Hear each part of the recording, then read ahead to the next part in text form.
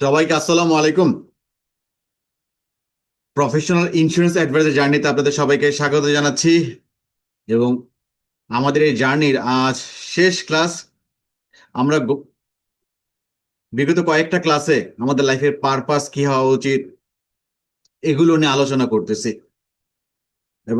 এবং আমাদের এই কোচিং এর বড় একটা উদ্দেশ্য হচ্ছে আপনি যেন একজন ভালো মানুষ হতে পারেন। মানুষ যেন আপনাকে খুঁজে নেয় যে হুমায়ুন সাহেবের কাছ থেকে পলিসি করো, তার কাছ থেকে তুমি সত্য কথা শুনবা। তুমি হচ্ছে জিয়াউল হকের কাছ থেকে পলিসি করো, তিনি হচ্ছে প্রফেশনাল। এই জিনিসগুলো যেন আপনাকে সম্পর্কে মানুষ বলে, এবং আমরা এগুলো সবসময় হাইলাইট করার চেষ্টা করতেছি, আপনাদেরকে শেখানোর চেষ্টা করতেছি। আজকে আমরা একটা গুরুত্বপূর্ণ একটা ভ্যালুস, নাম হচ্ছে গ্রোথ মাইন্ডসেট, এটা নিয়ে আমরা আলোচনা করব। এবং এই গ্রোথ মাইন্ডসেট এটা শুধু শুধু মানে বীমা পেশা ক্ষেত্রে প্রযোজ্য এরকম না, জীবনের প্রত্যেকটা ক্ষেত্রে প্রয়োজন গ্রোথ মাইন্ডসেট। মাইন্ডসেট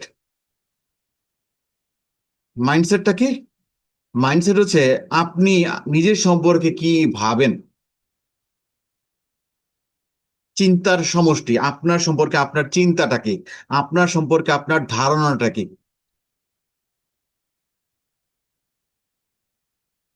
তাহলে অনেক ধরনের মাইন্ডসেট আছে, একটা হচ্ছে ফিক্স মাইন্ডসেট আর একটা হচ্ছে গ্রোথ মাইন্ডসেট, আমরা একটু পরে আলোচনা করব। এবং যারা সফল হয়েছে, সাকসেসফুল হয়েছে লাইফে, তারা সবাই গ্রোথ মাইন্ডসেটের অধিকারী। এবং আপনার ভিতরে যখন গ্রোথ মাইন্ডসেট থাকবে, তখন আপনি সর্বোচ্চ চেষ্টা করবেন, যতক্ষণ পর্যন্ত সফল না হন ততক্ষণ পর্যন্ত চেষ্টা করবেন করবেন, হাল ছাড়বেন না। এই যে হাল না ছেড়ে দেওয়ার যে মাইন্ডসেট, এটার নামই হচ্ছে গ্রোথ মাইন্ডসেট। এবং আপনি যদি বীমা পেশায় সফল হতে চান, আপনার এই গ্রোথ মাইন্ডসেটটা লাগবে। কারণ বীমা পেশা হচ্ছে একটা ন্যায়ের পেশা। মানুষ এই পেশা এমনি আসতে চায় না, আবার মানুষ বীমা নিতে চায় না। তাহলে হচ্ছে লেগে থাকতে হয়, লেগে থাকতে হয়। এবং লেগে থাকতে থাকতে একসময় কি হবেন, সফল হবেন। আপনারা যারা হচ্ছে আমার বীমা আপত্তি মোকাবেলা বইটা পড়েছেন, ওই বইতে আমি একটা গল্প তুলে ধরেছিলাম, রিয়েল গল্প, যে হচ্ছে ন্যায়ের মূল্য কত।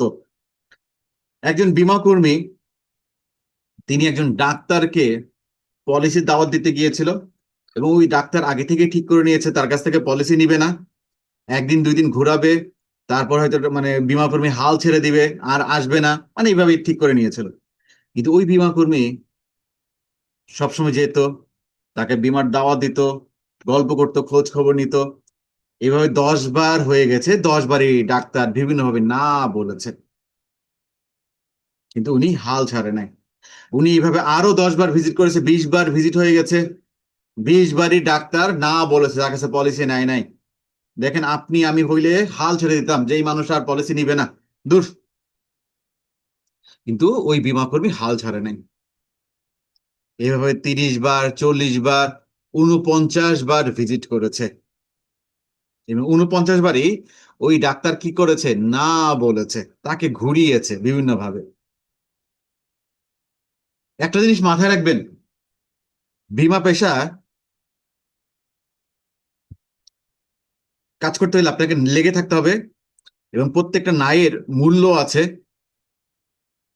এবং আরেকটা জিনিস মাথায় রাখবেন, সেটা হচ্ছে মানুষ বীমা সবসময় যে বুঝে করে সেরকম না, অনেক সময় উসিলাতে করে ফেলে। আই রিপিট, মানুষ যে সবসময় বুঝে ইন্স্যুরেন্স নেয় সেটা না, অনেক সময় উসিলাতে ইন্স্যুরেন্স নিয়ে ফেলে। ক্রিকেটের ভাষায় কেউ যদি 50 করে, তাকে আমরা কি বলি, হাফ সেঞ্চুরি করেছে। ক্রিকেটের ভাষায় কেউ যদি 50 করে, তাকে আমরা হাফ সেঞ্চুরি বলি। তাহলে ওই বীমা কর্মী আর একবার ভিজিট করলে কি হবে, হাফ সেঞ্চুরি হবে। তিনি ওই ডাক্তারের কাছে গিয়ে বলতেছে যে স্যার, আপনার এখানে আমার আজকে ভিজিটের হাফ সেঞ্চুরি হবে। এই হাফ সেঞ্চুরির উসিলায় একটা ইয়েস কি বলা যায়?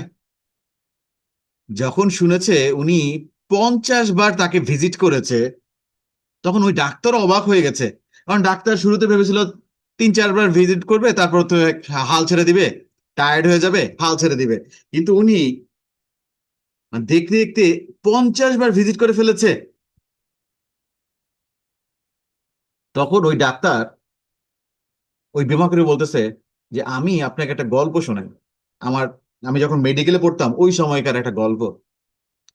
আমি যখন মেডিকেলে পড়তাম তখন একটা মেয়েকে দেখে আমার খুব ভালো লাগতো। আমার সহপাঠী, তাকে দেখে খুব আমার ভালো লাগতো। আমি আমার ওই সহপাঠীকে 10 বার আই লাভ ইউ বলার চেষ্টা করেছি, 10 বার তাকে প্রপোজ করার চেষ্টা করেছি, 10 বারই ও আমাকে রিজেক্ট করে দিয়েছে, না বলেছে। আমি 11তম বার তাকে আর চেষ্টা করি নাই, আমি অন্য কার পেছনে ছুটেছি। আর আপনি, আমি 49 বার আপনাকে রিজেক্ট করে দিয়েছি, না করেছি, ঘুরিয়েছি, তারপর আপনি 50 বার ভিজিট করেছেন। এই যে আপনি লেগে আছেন আমার পিছনে, 50 বার লেগে আছে, 50 বার ভিজিট করেছেন আমার আমার পিছনে। যান, এটা রুসেলা আমি একটা পলিসি করব। পরে সেই ডাক্তার 1.5 লক্ষ টাকা প্রিমিয়ামের একটা পলিসি করেছে। যদি কমিশন 30% ধরি, তাহলে 1.5 লক্ষ টাকা প্রিমিয়াম অর্জন করেছে, কমিশন তাহলে সে কত পাবে? 1.5 লক্ষ টাকার 30%, 45,000 টাকা। এবং এই 45,000 টাকা ইনকাম করতে তাকে কতবার ভিজিট করা লেগেছে? 50 বার ভিজিট করা লেগেছে। কতবার? 50 বার ভিজিট করা লেগেছে। তাহলে 50 বার ভিজিট, তাহলে প্রত্যেক ভিজিটের মূল্য কত আসতেছে? 45,000 ভাগ 50, 900 টাকা। ওই বীমা কর্মী তার বসকে গিয়ে গল্প করতেছে যে, বস, আমি ছোটবেলায় পড়াশোনা ঠিক মতো করিনি, ফাঁকি দিয়েছি। পড়াশোনা যদি ঠিক মতো করতাম তাহলে আমিও আজকে ডাক্তার হইতাম। পড়ালেখা ঠিক মতো করি নাই, ফাঁকি দিয়েছি, পরে বীমা বাসে জয়েন করেছি। যে বস, আমি যে ডাক্তারের পলিসি করেছি, উনি এফসিপিএস পাশ করা ডাক্তার, এমবিবিএস এরপর এফসিপিএস, এফসিপিএস পাশ করা ডাক্তার। উনি রোগী দেখতে ভিজিট নেয় 500 টাকা। আর আমি স্বল্প শিক্ষিত হুমায়ুন কবির, আমার প্রত্যেকটা ভিজিটের মূল্য কত? 900 টাকা। তাহলে প্রত্যেকটা ভিজিটের কি আছে? মূল্য আছে। তাহলে আপনার মাইন্ডসেট এরকম হওয়া উচিত যে আমার ভিজিটের মূল্য কত। তাহলে দেখেন, উনি এই যে উনি বারবার ব্যর্থ হয়েছে, তারপরও উনি আছে, লেগে আছে। এটার নামই হচ্ছে গ্রোথ মাইন্ডসেট। যে যারা গ্রোথ মাইন্ডসেটের অধিকারী, তারা সর্বোচ্চ চেষ্টা করে। তারা রিজেকশনটাকে পার্সোনালি নেয় না। তারা আরো ডেভেলপ করে, নিজেকে আরো ডেভেলপ করে, যে কিভাবে অ্যাপ্রোচ করা যায়, কিভাবে নতুনত্ব আনা যায় অ্যাপ্রোচে। এটার নামই হচ্ছে গ্রোথ মাইন্ডসেট। তাহলে সেই গ্রোথ মাইন্ডসেট নিয়ে আজকে আপনাদের সামনে আলোচনা করব। তাহলে আজকের এই গ্রোথ মাইন্ডসেট আপনাদের সবাইকে স্বাগত জানাচ্ছি। এবং আজকের এই সেশনে আমরা যা যা আলোচনা করব, মাইন্ডসেট কি, মাইন্ডসেট কিভাবে তৈরি হয়, এটা নিয়ে আমরা আলোচনা করব। তারপর ফিক্সড বনাম গ্রোথ মাইন্ডসেট, এটা নিয়ে আলোচনা করব। তারপর বিজ্ঞান গবেষণা, মস্তিষ্কের নিউরোপ্লাস্টিসিটি, যে আমাদের মস্তিষ্কের যে বিপুল সম্ভাবনা আছে, সেটা আমরা তুলে ধরবো। এরপর ব্যর্থতাকে দেখার নতুন দৃষ্টিভঙ্গি, এটা নিয়ে আমরা আলোচনা করব। তারপর কিছু প্র্যাকটিক্যাল কৌশল, কিছু অভ্যাস, এগুলো আমরা তুলে ধরবো। এবং শেষে আপনাদের জন্য একটা কুইজ থাকবে, পরীক্ষা থাকবে এটার উপর। তাহলে মাইন্ডসেটটা কি? মাইন্ডসেট হচ্ছে আমাদের সামর্থ্য, বুদ্ধিমত্তা ও সক্ষমতা সম্পর্কে আমরা নিজের মধ্যে যে বিশ্বাস ধারণ করি, তাই হচ্ছে মাইন্ডসেট। যে আমাদের সামর্থ্য, বুদ্ধিমত্তা ও সক্ষমতা সম্পর্কে আমরা নিজেদের মধ্যে যে বিশ্বাস ধারণ করি, তাই হচ্ছে মাইন্ডসেট। এবং মাইন্ডসেট যে কতটা ভয়ঙ্কর হতে পারে যদি আপনি ভুল মাইন্ডসেটের অধিকারী হন, যদি আপনি লিমিটিং বিলিফের অধিকারী হন। একটু চ্যাট বক্সে লিখবেন আপনারা কে কে সার্কাস দেখেছেন, মানে টিভিতে অথবা সামনাসামনি। একটু চ্যাট বক্সে লিখবেন আপনারা কে কে সার্কাস দেখেছেন, টিভিতে অথবা সামনাসামনি। সাকিব সাহেব দেখেছেন, সার্কাস দেখেছেন। রুডো সাহেব সার্কাস দেখেছেন। তাহলে আমরা হয় টেলিভিশনে অথবা সামনাসামনি কি দেখেছি? সার্কাস দেখেছি। এবং সার্কাসে মানুষ খেলা দেখায়, পশু পাখি খেলা দেখায়। একবার এক লোক সার্কাস দেখতে গিয়েছে এবং সে দেখে সার্কাস খেলায় একটা হাতিকে পাতলা একটা রশি দিয়ে, চিকন একটা রশি দিয়ে বেঁধে রাখা হয়েছে। ওই লোকটা সার্কাসের লোকদেরকে বলতেছে, আপনারা কি বোকা? হ্যাঁ, এই হাতিকে একটা পাতলা রশি দিয়ে বেঁধে রেখেছেন, হাতি তো এই দড়ি ছিঁড়ে একদম মানে পালাই যাবে। তখন সার্কাসের লোকরা বলেছে, না, পালাবে না। হাতিকে সেই মাইন্ডসেটের তৈরি করা হয়েছে, তাকে ট্রেনিং দেওয়া হয়েছে। তাহলে হাতিকে কিভাবে ট্রেনিং দেওয়া হয় সেটা যদি একটু শেয়ার করি। সার্কাস খেলায় মানে খেলা দেখানোর জন্য একদম বাচ্চা হাতি নিয়ে আসা হয়, বাচ্চা হাতি। এবং সেই বাচ্চা হাতিকে শিকল, মোটা শিকল দিয়ে হচ্ছে বেঁধে রাখা হয়। এবং বাচ্চা হাতি, তার তো গায়ে শক্তি নাই। সে কি করে? একবার চেষ্টা করে, দুইবার চেষ্টা করে, তিনবার চেষ্টা করে, কিন্তু সেই মোটা শিকল ছিঁড়তে পারে না। মোটা শিকল ছিঁড়তে পারে না। সে আবার চেষ্টা করে, এভাবে চেষ্টা করতে করতে তার পায়ে দাগ বসে যায়। এবং এক সময় সে চেষ্টা করা ছেড়ে দেয় যে এই শিকল আমি ছিঁড়তে পারবো না। এরপর পাতলা একটা রশিদে বেঁধে রাখলেও দেখা যাচ্ছে যখন একটুখানি পায়ে টান অনুভব করে, তার মাথায় তো হচ্ছে প্রোগ্রামিং হয়ে গেছে যে এই শিকল আমি তো ছিঁড়তে পারবো না, এর আগে আমি অনেকবার চেষ্টা করেছি, আমি তো এর আগে ছিঁড়তে পারি নাই, এটা আমি ছিঁড়তে পারবো না।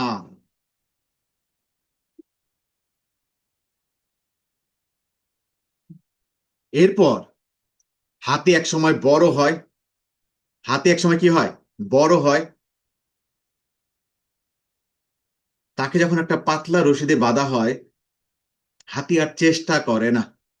কারণ আমি তো এর আগে তো অনেকবার চেষ্টা করেছি, ব্যর্থ হয়েছি। কিন্তু হাতি ভুলে যায় তার এখন অভিজ্ঞতা হয়েছে, তার এখন বয়স হয়েছে, তার শক্তি বেড়েছে। কিন্তু হাতির মধ্যে সে বিশ্বাসটা একদম বদ্ধমূল হয়ে যায় যে এই শিকল সে কি করতে পারবে না, ছিঁড়তে পারবে না। এবং এটা যে কতটা ভয়ঙ্কর একটা বিশ্বাস, এটা যদি শেয়ার করি। একবার সার্কাসে কি লেগেছে, আগুন লেগেছে। সার্কাসের লোকেরা কি করেছে, সমস্ত পশু পাখির খাঁচা খুলে দিয়েছে যাতে পালায় যেতে পারে। আর হাতির বাঁধন ছিঁড়ে নাই, কারণ এটা তো পাতলা রশি দিয়ে, হাতি তো ছিঁড়ে ফেলতে পারবে, সার্কাস লোকরা এটা ভেবেছিল। কিন্তু যখন আগুন নিভে গেল, তখন দেখা গেল সমস্ত পশু পাখি বের হয়ে যেতে পারলেও হাতিটা বের হয় নাই। হাতিটা আগুনে পুড়ে মারা গেছে। কারণ হাতি যখনই পায়ে টান অনুভব করেছে, সে তার মেমোরিতে চলে এসেছে, আমি তো অনেকবার চেষ্টা করেছিলাম এই শিকল ছেঁড়ার জন্য, আমার পায়ে দাগ বসে গিয়েছিল, এই শিকল তো আমি ছিঁড়তে পারবো না, বৃথা চেষ্টা, এর আগে আমি অনেকবার চেষ্টা করেছিলাম, আমি তো পারি নাই, বৃথা চেষ্টা হবে। এবং সে এই শিকল ছাড়ার চেষ্টা আর করে না নতুন ভাবে, এবং সে আগুনে পুড়ে যাওয়াকে তার নিয়তি হিসেবে গ্রহণ করে এবং আগুনে পুড়ে মারা যায়। এই হাতির মতো গল্প আমাদের অনেকের জীবনে প্রযোজ্য। রুদ্র সাহেব একবার স্কুলে বক্তৃতা দিতে গিয়ে একটু ভুলে গিয়েছিল, সবাই তাকে নিয়ে হাসাহাসি করেছিল। এখন রুদ্র সাহেব সবার সামনে কথা বলতে পারে না, তার ভিতর কি হয়ে গেছে, আমি তো পাবলিক স্পিকিং করতে পারি না, আমি তো ছোটবেলায় বক্তৃতা দিতে গিয়ে মানে ভুলে গিয়েছিলাম, আমতামতা করেছিলাম, সবাই আমাকে দেখে হেসেছিল, আমি রুদ্র, আমি মনে হয় বক্তৃতা দিতে পারবো না। এবং তার ভিতর লিমিটিং বিলিফ ঢুকে যায়। এবং তাকে যখন বলা হয়, কোম্পানি থেকে বলা হচ্ছে তোমাকে ইউনিট ম্যানেজার হতে হবে, ব্রাঞ্চ ম্যানেজার হতে হবে, রুদ্র সাহেব ইউনিট ম্যানেজার হওয়ার সাহস দেখে না। কেন? ইউনিট ম্যানেজার হলে তো আমার টিমের সামনে কথা বলতে হবে, আমি তো কথা বলতে পারি না, আমি এফএ আছে, এফএ ভালো, এফএ হলে শুধু কথা শুনতে হবে, কাউকে কথা বলতে হবে না, আমি ইউনিট ম্যানেজার প্রমোশন চাই না। তা লুডো সাহেব বেশ ভালো বিজনেস করতেছে, তার বেশ ভালো সম্ভাবনা আছে, কিন্তু কেন উনি ইউনিট ম্যানেজার হতে চাচ্ছেন না? কারণ ইউনিট ম্যানেজার হতে গেলে তাকে মানুষের সামনে কথা বলতে হবে, টিমের সামনে কথা বলতে হবে, আর আমার তো কথা বলতে ভয় লাগে। এই যে এইটাই হচ্ছে লিমিটিং বিলিফ, যে আপনি এর আগে একবার ব্যর্থ হয়েছেন, অতীতে ব্যর্থ হয়েছেন, এর মানে আর কখনো সফল হবেন না। এটার নামই হচ্ছে লিমিটিং বিলিফ। এটার নামে হচ্ছে ফিক্সড মাইন্ডসেট। তাহলে আমরা অনেকে এরকম বিলিফ নিয়ে ঘুরি, এবং এটাই একসময় আমাদের মাইন্ডসেট হিসেবে ধরে নেয়।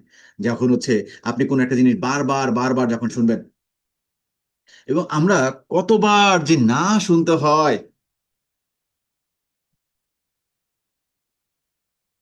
কোন একটা কাজ করতে গেলে না শুনতে হয়, প্রচুর আমাদের না শুনতে হয়। মানে বাংলাদেশ, বিশেষ করে বাংলাদেশের শিশুদেরকে এই জন্য দেখা যাচ্ছে আমরা তো বড় কিছু করতে পারি না। মানে কোনো কিছু ধরতে গেলেই না, এটা করতে গেলে না, এটা করতে গেলে না। এবং জানেন, আমাদের বাংলাদেশে কোনো একটা শিশু যখন জন্ম নেয়, জন্ম হওয়ার সাথে সাথেই তার প্রথম শব্দটা কি সে শুনে? না। আচ্ছা, মানে একটা শিশু যখন জন্ম নেয়, তখন মাতৃগর্ভ থেকে যখন বের হয়, তখন সে কি করে? তখন সে কি হাসে? সে কি গান করে? কি করে? আপনারা তো অনেকেই মানে শিশুর জন্ম হওয়া দেখেছেন। একটা শিশু যখন মাতৃগর্ভ থেকে বের হয়, তখন শিশুটা কি করে? কান্না করে। আচ্ছা, শিশুটা কেন কান্না করে? সে মাতৃগর্ভে ছিল। হ্যাঁ, কান্না করে। কান্না করে। সে কান্না করে। সে মাতৃগর্ভে ছিল, খুব আরামদায়ক জায়গায় ছিল, এবং সে আরামদায়ক জায়গা থেকে এসে সে পৃথিবীতে চলে এসেছে। এই পৃথিবী তার জন্য একটা ডিসকমফোর্টেবল জায়গা, এবং সে এই ডিসকমফোর্টেবল সে প্রকাশ করতেছে কান্না করে। তাহলে এটা তো স্যার স্বাভাবিক একটা প্রকাশ। সে কান্না করবে। সে মাতৃগর্ভে ছিল, আরামদায়ক একটা জায়গায়। সে আরামদায়ক জায়গা থেকে সে পৃথিবীতে চলে এসেছে। তাহলে সে কি করবে? কান্না করবে। এটাই স্বাভাবিক। এটাই স্বাভাবিক। কিন্তু আমরা শিশুটাকে কোলে নিয়ে প্রথমে কি বলে উঠি? না না না না, কান্না করে না, না না না না, কান্না করে না। তাহলে সে কি তার ডিসকমফোর্ট প্রকাশ করবে না? এই পৃথিবীতে এসেছে, তার ডিসকমফোর্ট লাগতেছে। সে তার মাতৃগর্ভে ছিল, খুবই কমফোর্টেবল একটা জায়গা ছিল। সেখান থেকে হচ্ছে সে একটা ডিসকমফোর্ট, অস্বস্তিকর জায়গায় এসেছে, এবং এই অস্বস্তি সে প্রকাশ করতেছে কান্না দিয়ে। আর আকবর সাহেব, আমরা সেই শিশুটাকে কোলে নিয়ে, রাজন সাহেব, সেই শিশুটাকে কোলে নিয়ে, সাকিব সাহেব, সেই শিশুটাকে কোলে নিয়ে কি বলে উঠি? কি বলে উঠি? না না না না, কান্না করে না, না না না, কান্না করে না। তাহলে একটা শিশু, আমাদের বাংলাদেশে বিশেষ করে, একটা শিশু জন্ম হওয়ার সাথে সাথে প্রথম যে শব্দটা শুনে, সে শব্দটার নাম কি?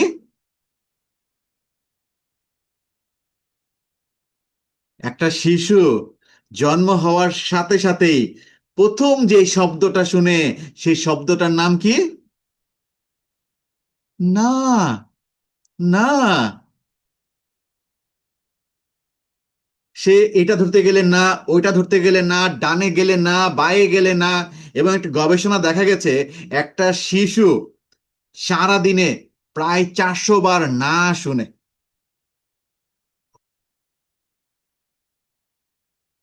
তাহলে এত না না শুনতে শুনতে আমরা কিভাবে বড় কিছু হইতে পারবো?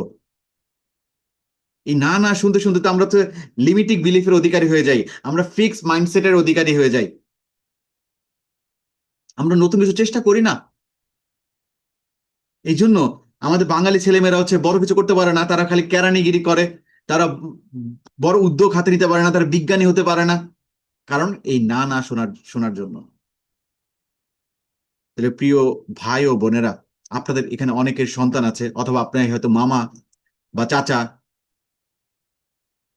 সন্তানকে কখনো না বলবেন না। সন্তানকে কখনো না বলবেন না। তাকে এক্সপ্লোর করতে দিন, তাকে শিখান, তাকে এক্সপ্লোর করতে দিন, তাকে তার অনুভূতি প্রকাশ করতে দিন। তাহলে একটা শিশু যখন হচ্ছে বারবার কোনো একটা কথা শুনে, তখন সে ওটাকে কি করে বিশ্বাস করে নেয়। একটা ছেলে ক্লাস ওয়ানে ভর্তি হয়েছে বা টুতে ভর্তি হয়েছে, স্কুলে অঙ্ক পরীক্ষায় খারাপ করেছে, বাসায় এসেছে, তার মাকে রেজাল্ট দেখিয়েছে। তুমি দেখি একদম গাধা, অঙ্ক কিছুই পারো না, তোমাকে গতকালকে এগুলো করেছি, তো যে তুমি রুদ্র অঙ্ক পারো না। তাহলে সে তার মায়ের কাছে শুনেছে যে আমি রুদ্র অঙ্ক পারি না। পরে রুদ্রর মা তার বড় বোনকে ফোন দিয়েছে, বলছে জানো আপা, আমার ছেলে রুদ্র মানে অঙ্কে একদম কাঁচা, মানে পরীক্ষার ডাব্বা মেরেছে। এবং রুদ্র তার মায়ের কথা শুনতেছে, সে আরেকবার শুনলো যে আমি রুদ্র অঙ্ক পারি না। তারপর রুদ্র সাহেবের বাবা আসলো, এবং রুদ্রের মা তার বাবাকে বলতেছে, তার হাজবেন্ডকে বলতেছে, তোমার ছেলেটা একদম গবেট হয়েছে, সে অঙ্কে একদম ডাব্বা মেরেছে, ও অঙ্ক পারবে না। এবং আরেকবার শুনলো, এবং এই যে বারবার শুনেছে সে অঙ্কে ভালো না, অঙ্কে ভালো না, এটা শুনতে শুনতে রুদ্রর কি হলো, অঙ্কের প্রতি একটা ভীতি তৈরি হলো। সে অঙ্কে ভয় পায়, অঙ্ক করতে দিলে তার কান্না চলে আসে। এবং এই ভীতির কারণে সে সায়েন্স নিয়ে আর পড়ে নাই, কারণ সায়েন্সে ম্যাথমেটিক্স আছে, সে আর্টস নিয়ে পড়ে ফেলেছে। কিন্তু এই রুদ্রকে যদি গাইড করা হইতো, ঠিকভাবে প্যারেন্টিং করা হইতো, এই রুদ্র ভবিষ্যতের বিজ্ঞানী হতে পারতো। কিন্তু রুদ্র কেন অঙ্ককে ভয় পাচ্ছে? ওই যে ছোটবেলায় শুনতে শুনতে শুনতে, এবং রুদ্রের ভিতর মাইন্ডসেট তৈরি হয়ে গেছে যে আমি ভালো না। এবার আমি আপনাদের আরেকটা গল্প যদি শেয়ার করি। Thomas Alva Edison. Thomas Alva Edison নাম শুনেছেন আপনারা অনেকেই। টমাস আলভা এডিসন ছোটবেলায় একটু বোকা টাইপের ছিল, এবং সে প্রচুর প্রশ্ন করতো, মানে তার ভিতরে অনেক কিউরিয়াসিটি, প্রচুর প্রশ্ন করতো। এবং স্কুলের স্যাররা মানে তার এই প্রশ্নে অতিষ্ঠ হয়ে গিয়ে, এবং আবার বেশ মানে পড়ালেখা তো ভালো ছিল না, অতিষ্ঠ হয়ে গিয়ে একটা চিঠি লিখেছে। চিঠি লিখে তার টমাস আলভা এডিসন হাতে দিয়ে বলছে, তুমি তো এটা তোমার মাকে হাতে দিবা। এবং টমাস আলভা এডিসন তখন তো ছোট, চিঠি তো আর পড়তে পারে না কি লেখা আছে, এবং এই চিঠি তার মায়ের হাতে দিয়েছে। তার মা এই চিঠিটা হাতে পেয়ে টমাস আলভা এডিসনকে পরিবারে শোনাচ্ছে যে আপনার ছেলে অনেক বুদ্ধিমান, তার ভিতর অনেক কৌতূহল, এবং আপনার এই বুদ্ধিমান ছেলেকে মানে পড়ার মতো যোগ্যতা আমাদের নাই, মানে আপনি তাকে পড়াতে পারবেন, এইভাবে তাকে বলেছে। এবং টমাস আলভা এডিসন এই চিঠি পড়ে বলছে, না আমি অনেক বুদ্ধিমান, আমি অনেকই। এবং তারপর তার মা কি করেছে, টমাস আলভা এডিসনকে কোথাও মানে ভর্তি না করে নিজেই পড়ানো শুরু করেছে, নিজেই পড়ানো কি করেছে, শুরু করেছে। এবং এই টমাস আলভা এডিসন পরবর্তীতে কি করেছে, বৈদ্যুতিক বাল্ব আবিষ্কার করেছে। এই যে আর রুমে চারপাশে আলো দেখতে পাচ্ছেন, হ্যাঁ, এই যে রুদ্র সাহেবের ঘরে চারপাশে আলো দেখা যাচ্ছে, এই যে চারপাশে আলো দেখতে পাচ্ছেন, এটা কার অবদান? সেই টমাস আলভা এডিসনের অবদান। উনি যদি বৈদ্যুতিক বাল্ব আবিষ্কার না করতো, এখন কুপি জ্বালিয়ে কি করতে হইতো, বা মোমবাতি জ্বালিয়ে, হারিকেন জ্বালিয়ে আসে ক্লাস নিতে হইতো। টমাস আলভা এডিসন যখন অ্যাডাল্ট হইল, একবার সে পুরাতন ড্রয়ার খুঁজতে গিয়ে সেই স্কুলে সে চিঠিটা খুঁজে পেয়েছে। পুরাতন ড্রয়ার খুঁজতে গিয়ে সেই চিঠিটা সে পড়তেছে, এবং সেই চিঠিটা লেখা ছিল যে আপনার ছেলে অনেক বোকা, সে খুব বোকা বোকা প্রশ্ন করে, এত গাধা স্টুডেন্ট আমরা কখনো দেখি নাই, এই গাধা স্টুডেন্টকে আমাদের স্কুলে পড়াইতে পারবো না, অনুগ্রহপূর্বক আপনার সন্তানকে আর স্কুলে পাঠাবেন না। এই কথাটা চিঠিতে লেখা ছিল। কিন্তু টমাস আলভা এডিসনের মা সেই জিনিসটাকে ঘুরিয়ে পড়েছিল, এবং টমাস আলভা এডিসন সেটা বিশ্বাস করেছে, এবং পরবর্তীতে সে কি হয়েছে, বিজ্ঞানী হয়েছে। তাহলে রুদ্র সাহেব নিশ্চয়ই টের পাচ্ছেন মাইন্ডসেট কতটা গুরুত্বপূর্ণ, এবং আমাদের এই মাইন্ডসেট কিভাবে তৈরি হয়, চারপাশে মানুষের মন্তব্যতে, আমাদের পরিবার সমাজ, আমরা যাদের সাথে চলি, তাদের মাধ্যমে আমাদের মাইন্ডসেটটা তৈরি হয়। এই জন্য পরিবেশ খুবই গুরুত্বপূর্ণ, পরিবেশ খুবই গুরুত্বপূর্ণ। আপনি কি পরিবেশে বড় হচ্ছেন? দেখেন একটা দুধ আপনি যদি বাইরে রেখে দেন, এটা কতদিন টিকবে? 24 ঘন্টা ভালো থাকবে। কিন্তু এই দুধটাকে যদি আপনি ফ্রিজে সংরক্ষণ করেন, তাহলে এটা অনেক দিন টিকে থাকবে। দেখেন দুধের কিন্তু কোনো পরিবর্তন হয় নাই, পরিবর্তন হয়েছে কিসের? পরিবেশের। এই জন্য পরিবেশটা খুবই গুরুত্বপূর্ণ। আপনি কি পরিবেশে বড় হয়েছেন, দেখবেন যে সন্তান মানে খারাপ পরিবেশে বড় হয়, সবসময় গালি শুনে বড় হয়, সে একসময় বড় হয় কি গালি দেয়। সন্তানও তো হচ্ছে জন্মের পর থেকে তা গালি শিখে না, সে চারপাশে দেখে, দেখে দেখে না শিখে। এরপর দেখবেন হচ্ছে কথায় কথা কি করে, গালি দেয়। আবার আরেকজন খুব সুন্দর পরিবেশে বড় হয়, সে সুন্দর করে কি করে, কথা বলে। তাহলে আপনার সন্তানকে সুন্দর একটা পরিবেশ দিন, এবং আপনিও যদি হচ্ছে ভালো মানুষ হতে চান, তাহলে সুন্দর পরিবেশ খুঁজে নিন। এই জন্য বলা হয় বন্ধুত্ব নির্বাচন খুবই গুরুত্বপূর্ণ। আই রিপিট, বন্ধুত্ব নির্বাচন খুবই গুরুত্বপূর্ণ।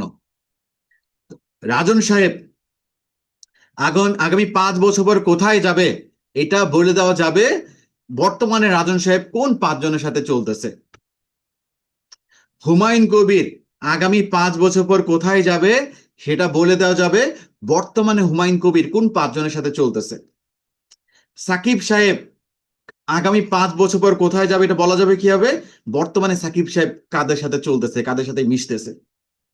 আপনি যদি গাঁজাখোরদের সাথে চলেন, তাহলে 6 নম্বর গাঁজাখোর আপনি হবেন।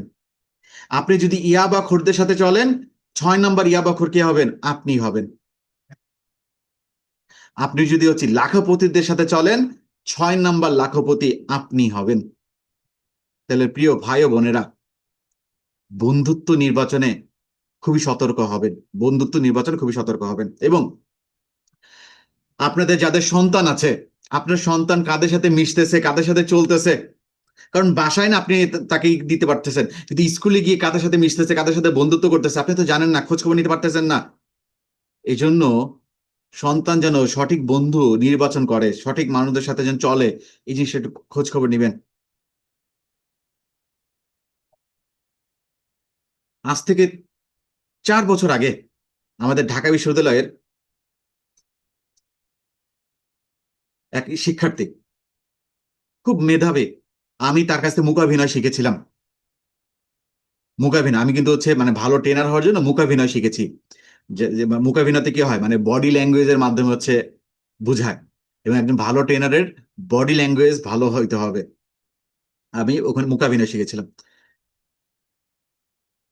হঠাৎ দেখি যার কাছে মূকাভিনয় শিখেছিলাম, সে হঠাৎ করে নিখোঁজ, খোঁজ পাওয়া যাচ্ছে না।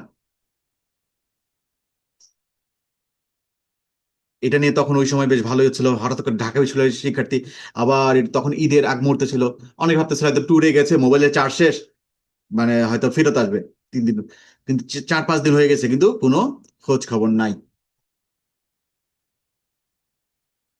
1 সপ্তাহ পর, 1 সপ্তাহ পর ওই ছেলের লাশ ঢাকা মেডিকেলের মর্গে পাওয়া গেছে, বেওয়ারিশ লাশ হিসাবে।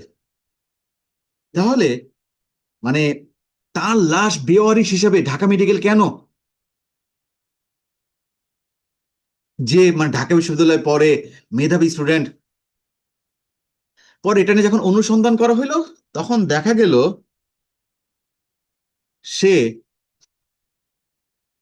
কিছু খারাপ বন্ধুর পাল্লায় পড়েছে, খারাপ বন্ধুর পাল্লায়। এবং সে কিছু মাদকাসক্ত বন্ধুত্বের পাল্লায় পড়েছে, এবং ওই সময় একটা মাদক সম্পর্কে মানে খুব লেখালেখি হচ্ছিল। এবং এই মাদকটা এতটাই ভয়ঙ্কর মাদক, মাদকটার নাম হচ্ছে আইস, আইস বলে। সে আইস মাদক গ্রহণ করলে আপনি হিতাহিত জ্ঞান হারাই ফেলবেন, হিতাহিত জ্ঞান হারাই ফেলবেন। এবং ওই বন্ধু ঈদ করতে গিয়েছিল বাড়িতে, এবং ঈদের ছুটি এই তখন তার এই খারাপ বন্ধুরা বলেছে যে তুমি ক্যাম্পাসে চলে আসো, আমরা একটা পেয়েছি, মানে খুব ফুর্তি হবে, তুমি ভিন্ন অন্য দুনিয়া চলে যেতে পারবা। এবং দেখেন, ঈদের একটা দিন পরিবারকে সময় দিবে, সেখানে সে এই মাদক গ্রহণ করার জন্য ঢাকায় আবার চলে এসেছে। এবং তখন তো হচ্ছে ক্যাম্পাস বন্ধ, মানে হচ্ছে মানে ওভাবেতেই হতো না, মানে একজন ডাবওয়ালা যিনি ডাব বিক্রি করে, উনি সামনাসামনি মানে দেখেছিল, মানে সে পরে বয়ান দিয়েছে যে ওই ছেলে মানে কেমন যেন উদ্ভ্রান্তের মতো আচরণ করতেছিল। তার ডাবের দোকান থেকে ডাব কাটা যে দিয়ে সেটা নিয়ে দৌড় মারছে, মানে দা নিয়ে, এবং নিজের গলায় নিজে পোজ দিয়ে আত্মহত্যা করেছে। তাহলে মাদক কতটা ভয়ঙ্কর, এবং এই আইস মাদক কতটা ভয়ঙ্কর! দেখেন ঢাকা বিশ্ববিদ্যালয়ে পড়ে কত মেধাবী স্টুডেন্ট, এই মাদকাসক্ত হয়ে নিজের জীবনটা কি করে দিয়েছে, বিসর্জন দিয়ে দিয়েছে। এই জন্য প্রিয় ভাই ও বোনেরা, বন্ধুত্ব নির্বাচন খুবই গুরুত্বপূর্ণ, এবং বীমা পেশায় তাদের সাথেই বন্ধুত্ব করুন যারা পজিটিভ মাইন্ডসেটের অধিকারী, যারা ভালো কথা বলে। আর যারা দুই নাম্বারই কথা বলে, নেগেটিভ কথা বলে, তাদেরকে এড়িয়ে চলুন, তাদেরকে এড়িয়ে চলুন, তাদের সাথে বন্ধুত্ব করবেন না। ঠিক আছে? এবং আপনার সন্তানকেও এই বিষয়ে কি করবেন, সতর্ক করবেন। ওকে, তাহলে আমরা মাইন্ডসেট নিয়ে আলোচনা করতেছিলাম যে মাইন্ডসেট কিভাবে তৈরি হয়। মাইন্ডসেট হচ্ছে নিজের সম্পর্কে আপনার ধারণা, আপনার সামর্থ্য, আপনার বুদ্ধিমত্তা, আপনার সক্ষমতা সম্পর্কে আপনার ধারণা, আপনার বিশ্বাস। এবং এই বিশ্বাসটা কিভাবে তৈরি হয়, বারবার শুনতে শুনতে, নিজের সম্পর্কে শুনতে শুনতে আমাদের পরিবার, সমাজ, এখান থেকে আমাদের মাইন্ডসেটটা তৈরি হয়।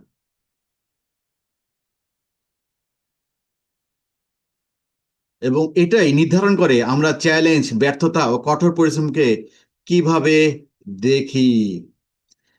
মনোবিজ্ঞানী ক্যারল ডুয়েক, স্ট্যানফোর্ড ইউনিভার্সিটির প্রফেসর, তিনি এই গ্রোথ মাইন্ডসেটের প্রবক্তা, এবং তিনি দীর্ঘ গবেষণা করে দেখেছে যারা লাইফে সফল হয়েছে প্রত্যেকেই গ্রোথ মাইন্ডসেটের অধিকারী ছিল। এবং মাইন্ডসেট জন্মগত নয়, এটা শেখা ও পরিবর্তনযোগ্য একটা দৃষ্টিভঙ্গি।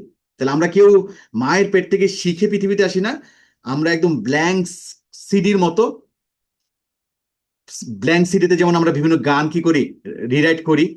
একসময় যেমন সিডিতে আমরা কি করতাম, গান রিরাইট করতাম। তাহলে একটা শিশু হচ্ছে ব্ল্যাঙ্ক সিডির মতো।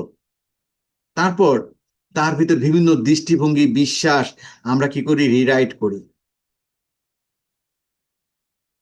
এই জন্যই আমি বলতেছি যে পরিবেশ খুবই গুরুত্বপূর্ণ। তাহলে দুই ধরনের মাইন্ডসেট আছে, একটা হচ্ছে ফিক্সড মাইন্ডসেট, আর এটা হচ্ছে গ্রোথ মাইন্ডসেট। ফিক্সড মাইন্ডসেট কি? ফিক্সড মাইন্ডসেটে মানুষ বিশ্বাস করে সক্ষমতা জন্মগত ও স্থির।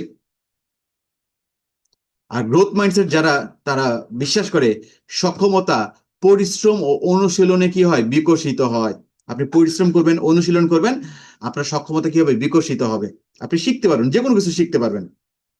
আপনি ক্রিকেট খেলা নিয়ে অনুশীলন করবেন, আপনি ক্রিকেটার হবেন। আপনি গান নিয়ে অনুশীলন করবেন, আপনি সঙ্গীত শিল্পী হয়ে উঠবেন। এবং যারা ফিক্সড মাইন্ডসেটের, তারা কোন একটা ব্যর্থতা আসলে সে মনে করে এটা তার সীমাবদ্ধতার প্রমাণ, তার আর ভালো করার সুযোগ নাই। এই ব্যর্থতাকে তার নিজের নিয়তি মনে করে, এবং তারা কোনো চ্যালেঞ্জ নিতে চায় না। কোন একবার ব্যর্থ হলে সেটা এড়িয়ে চলে, চ্যালেঞ্জ নিতে চায় না, চ্যালেঞ্জ এড়িয়ে চলে। এবং তাদেরকে কোনো সমালোচনা করলে রক্ষণাত্মক হয়ে যায়, এবং সমালোচনাকে তারা হচ্ছে পার্সোনাল হিসেবে নিয়ে নেয়, এবং অন্যের সাফল্যে হুমকি অনুভব করে, ঈর্ষান্বিত হয় অন্যের সাফল্যে। কিন্তু যারা গ্রোথ মাইন্ডসেটের, তারা ব্যর্থতাকে শেখার একটি সুযোগ মনে করে। তাদের কাছে ব্যর্থতা মানে ব্যর্থতা না। ব্যর্থতার ইংরেজি কি? কেউ লিখবেন চ্যাট বক্সে, ব্যর্থতা এর ইংরেজি কি? ব্যর্থতার ইংরেজি কি? চ্যাট বক্সে লিখবেন কেউ।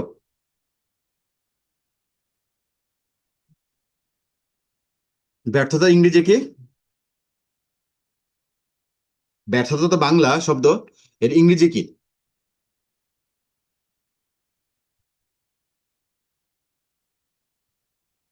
ফেল। তাহলে যে গ্রোথ মাইন্ডসেটের লোক, সে ফেলকে ফেল হিসেবে নেয় না, সে ফেলকে দেখে ফার্স্ট অ্যাটেম্পট ইন লার্নিং।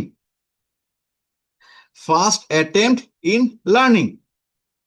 ফেইলের, এফ এ হচ্ছে ফার্স্ট, এতে অ্যাটেম্প্ট, আইতে আইতে ইন, এল এ লার্নিং।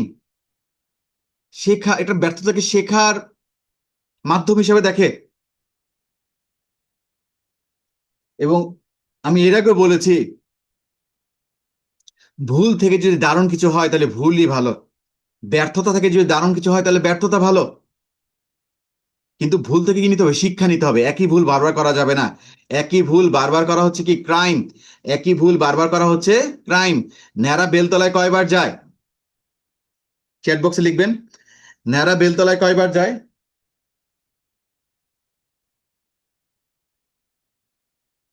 আপনাদের এলাকায় বলে না? আচ্ছা, বলে। ন্যাড়া বেলতলায় একবার যায়, ন্যাড়া বেলতলায় একবার যায়। কিন্তু আপনি ন্যাড়া মাথায় আবারও বেলতলায় গিয়েছেন, তাহলে আপনি কি করে ফেলেছেন? ক্রাইম করেছেন। তাহলে আমি কি বললাম?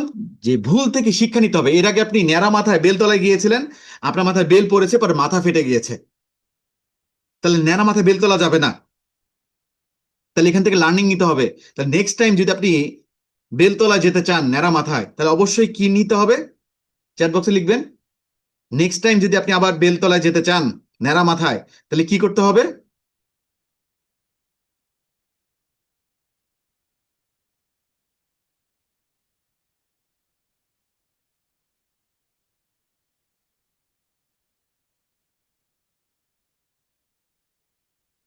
আমি কি প্রশ্ন বোঝাতে পারি নাই?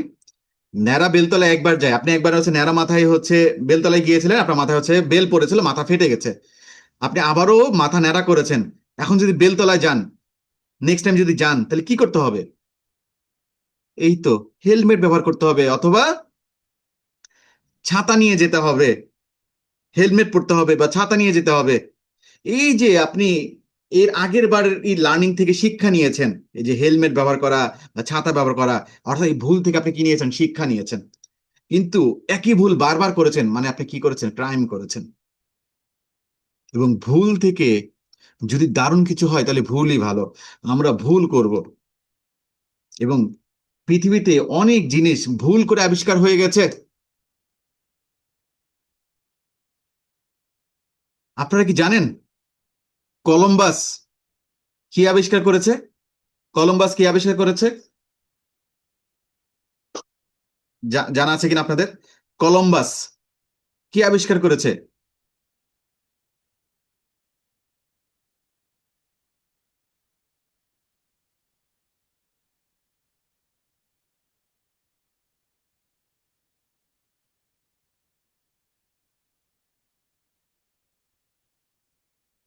এই তো কামরুল সাহেব সঠিক উত্তর দিয়েছেন।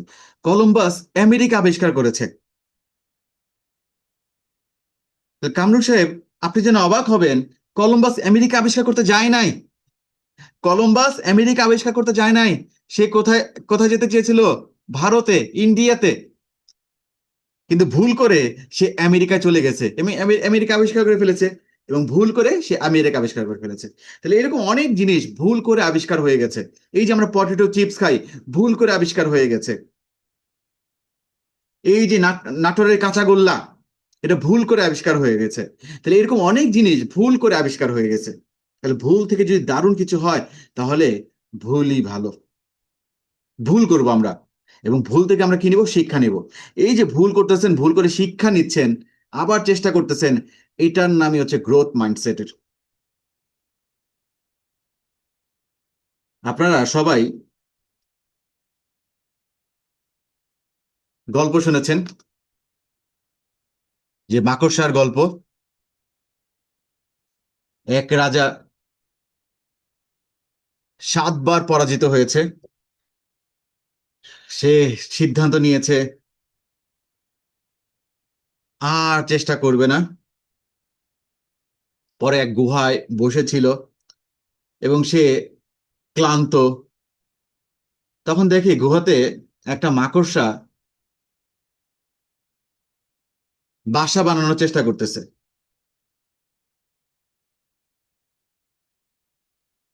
সে একবার চেষ্টা করেছে এই মাথা থেকে ওই মাথা যাওয়ার,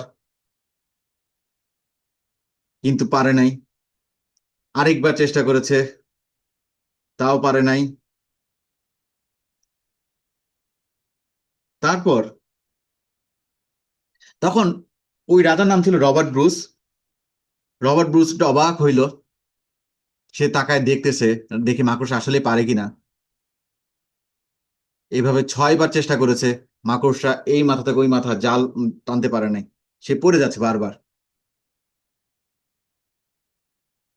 এরপর 7বার চেষ্টা করে, 7বারও পারে নাই। রবার্ট ব্রুস ভাবছে হচ্ছে দূর এই মাকড়সা পারবে না মনে হয়, আর করবে না।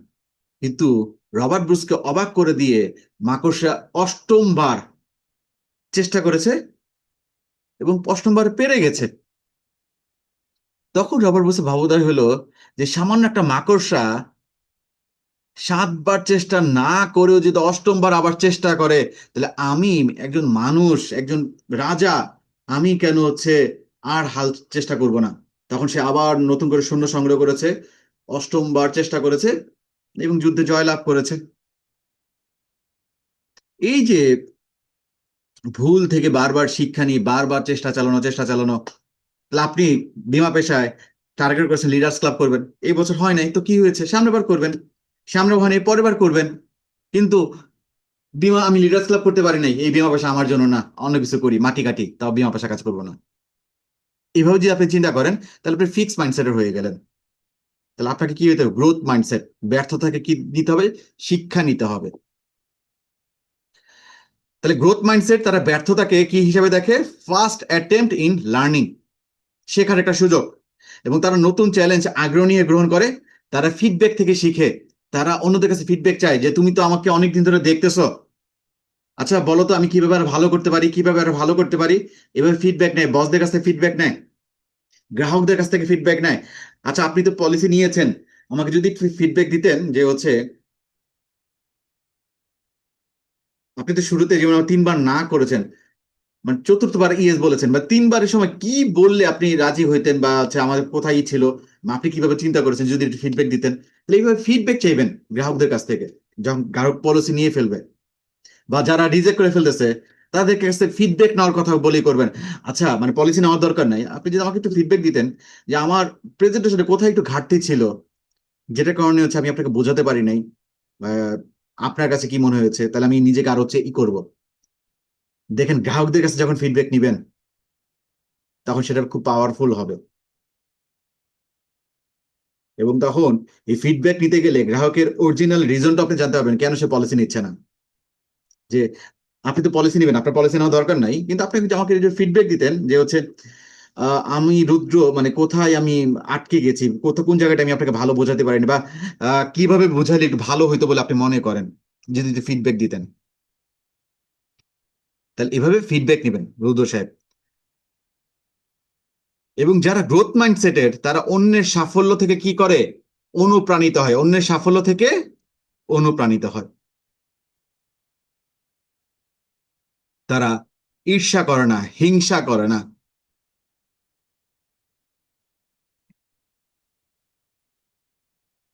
তাহলে ক্যারেল ডুয়েক, উনি হচ্ছে গ্রোথ মাইন্ডসেটের প্রবক্তা। তিনি 30 বছর ধরে এই বিষয়ে গবেষণা করেছে স্ট্যানফোর্ড বিশ্ববিদ্যালয়ের। তাহলে স্ট্যানফোর্ড বিশ্ববিদ্যালয়ের মনোবিজ্ঞানী ক্যারল ডুয়েক দশকব্যাপী গবেষণায় দেখিয়েছেন মাইন্ডসেট সরাসরি পারফরমেন্স ও সাফল্যে কি করে? প্রভাব ফেলে। মাইন্ডসেট সরাসরি পারফরমেন্স ও সাফল্যে কি করে? প্রভাব ফেলে। একবার একটা যুদ্ধে যিনি সেনাপতি, উনি সেনাপতি মানে হচ্ছে তার সৈন্যবাহিনীদেরকে অনুপ্রাণিত করার জন্য বলছে চলেন আমরা একটা লটারি করি, এই যুদ্ধে আমরা জিতবো নাকি জিতবো না, এই যুদ্ধে আমরা জিতবো নাকি জিতবো না। পরে লটারি করা হলো, সর্বদা হ্যাঁ তারা দেখি আমরা জিতবো কিনা। পরে সেনাপতি কি নিল? একটা কয়েন নিল, বলছে যদি হেড উঠে তাহলে আমরা জিতবো, আর যদি টেইল উঠে তাহলে আমরা জিতবো না। ঠিক আছে। এবং সেনাপতি কি করলো? কয়েনটা এভাবে ছুঁড়ে উপরে ছুঁড়ে মারলো, এবং যখন নিচে পড়লো তখন দেখা গেল কি উঠেছে? হেড উঠেছে। এবং সবাইকে দেখাচ্ছে হেড উঠেছে, অর্থাৎ আমরা এই যুদ্ধে জয়ী হচ্ছি। লটারিতে উঠছে, আমরা এই যুদ্ধে জয়ী হচ্ছি।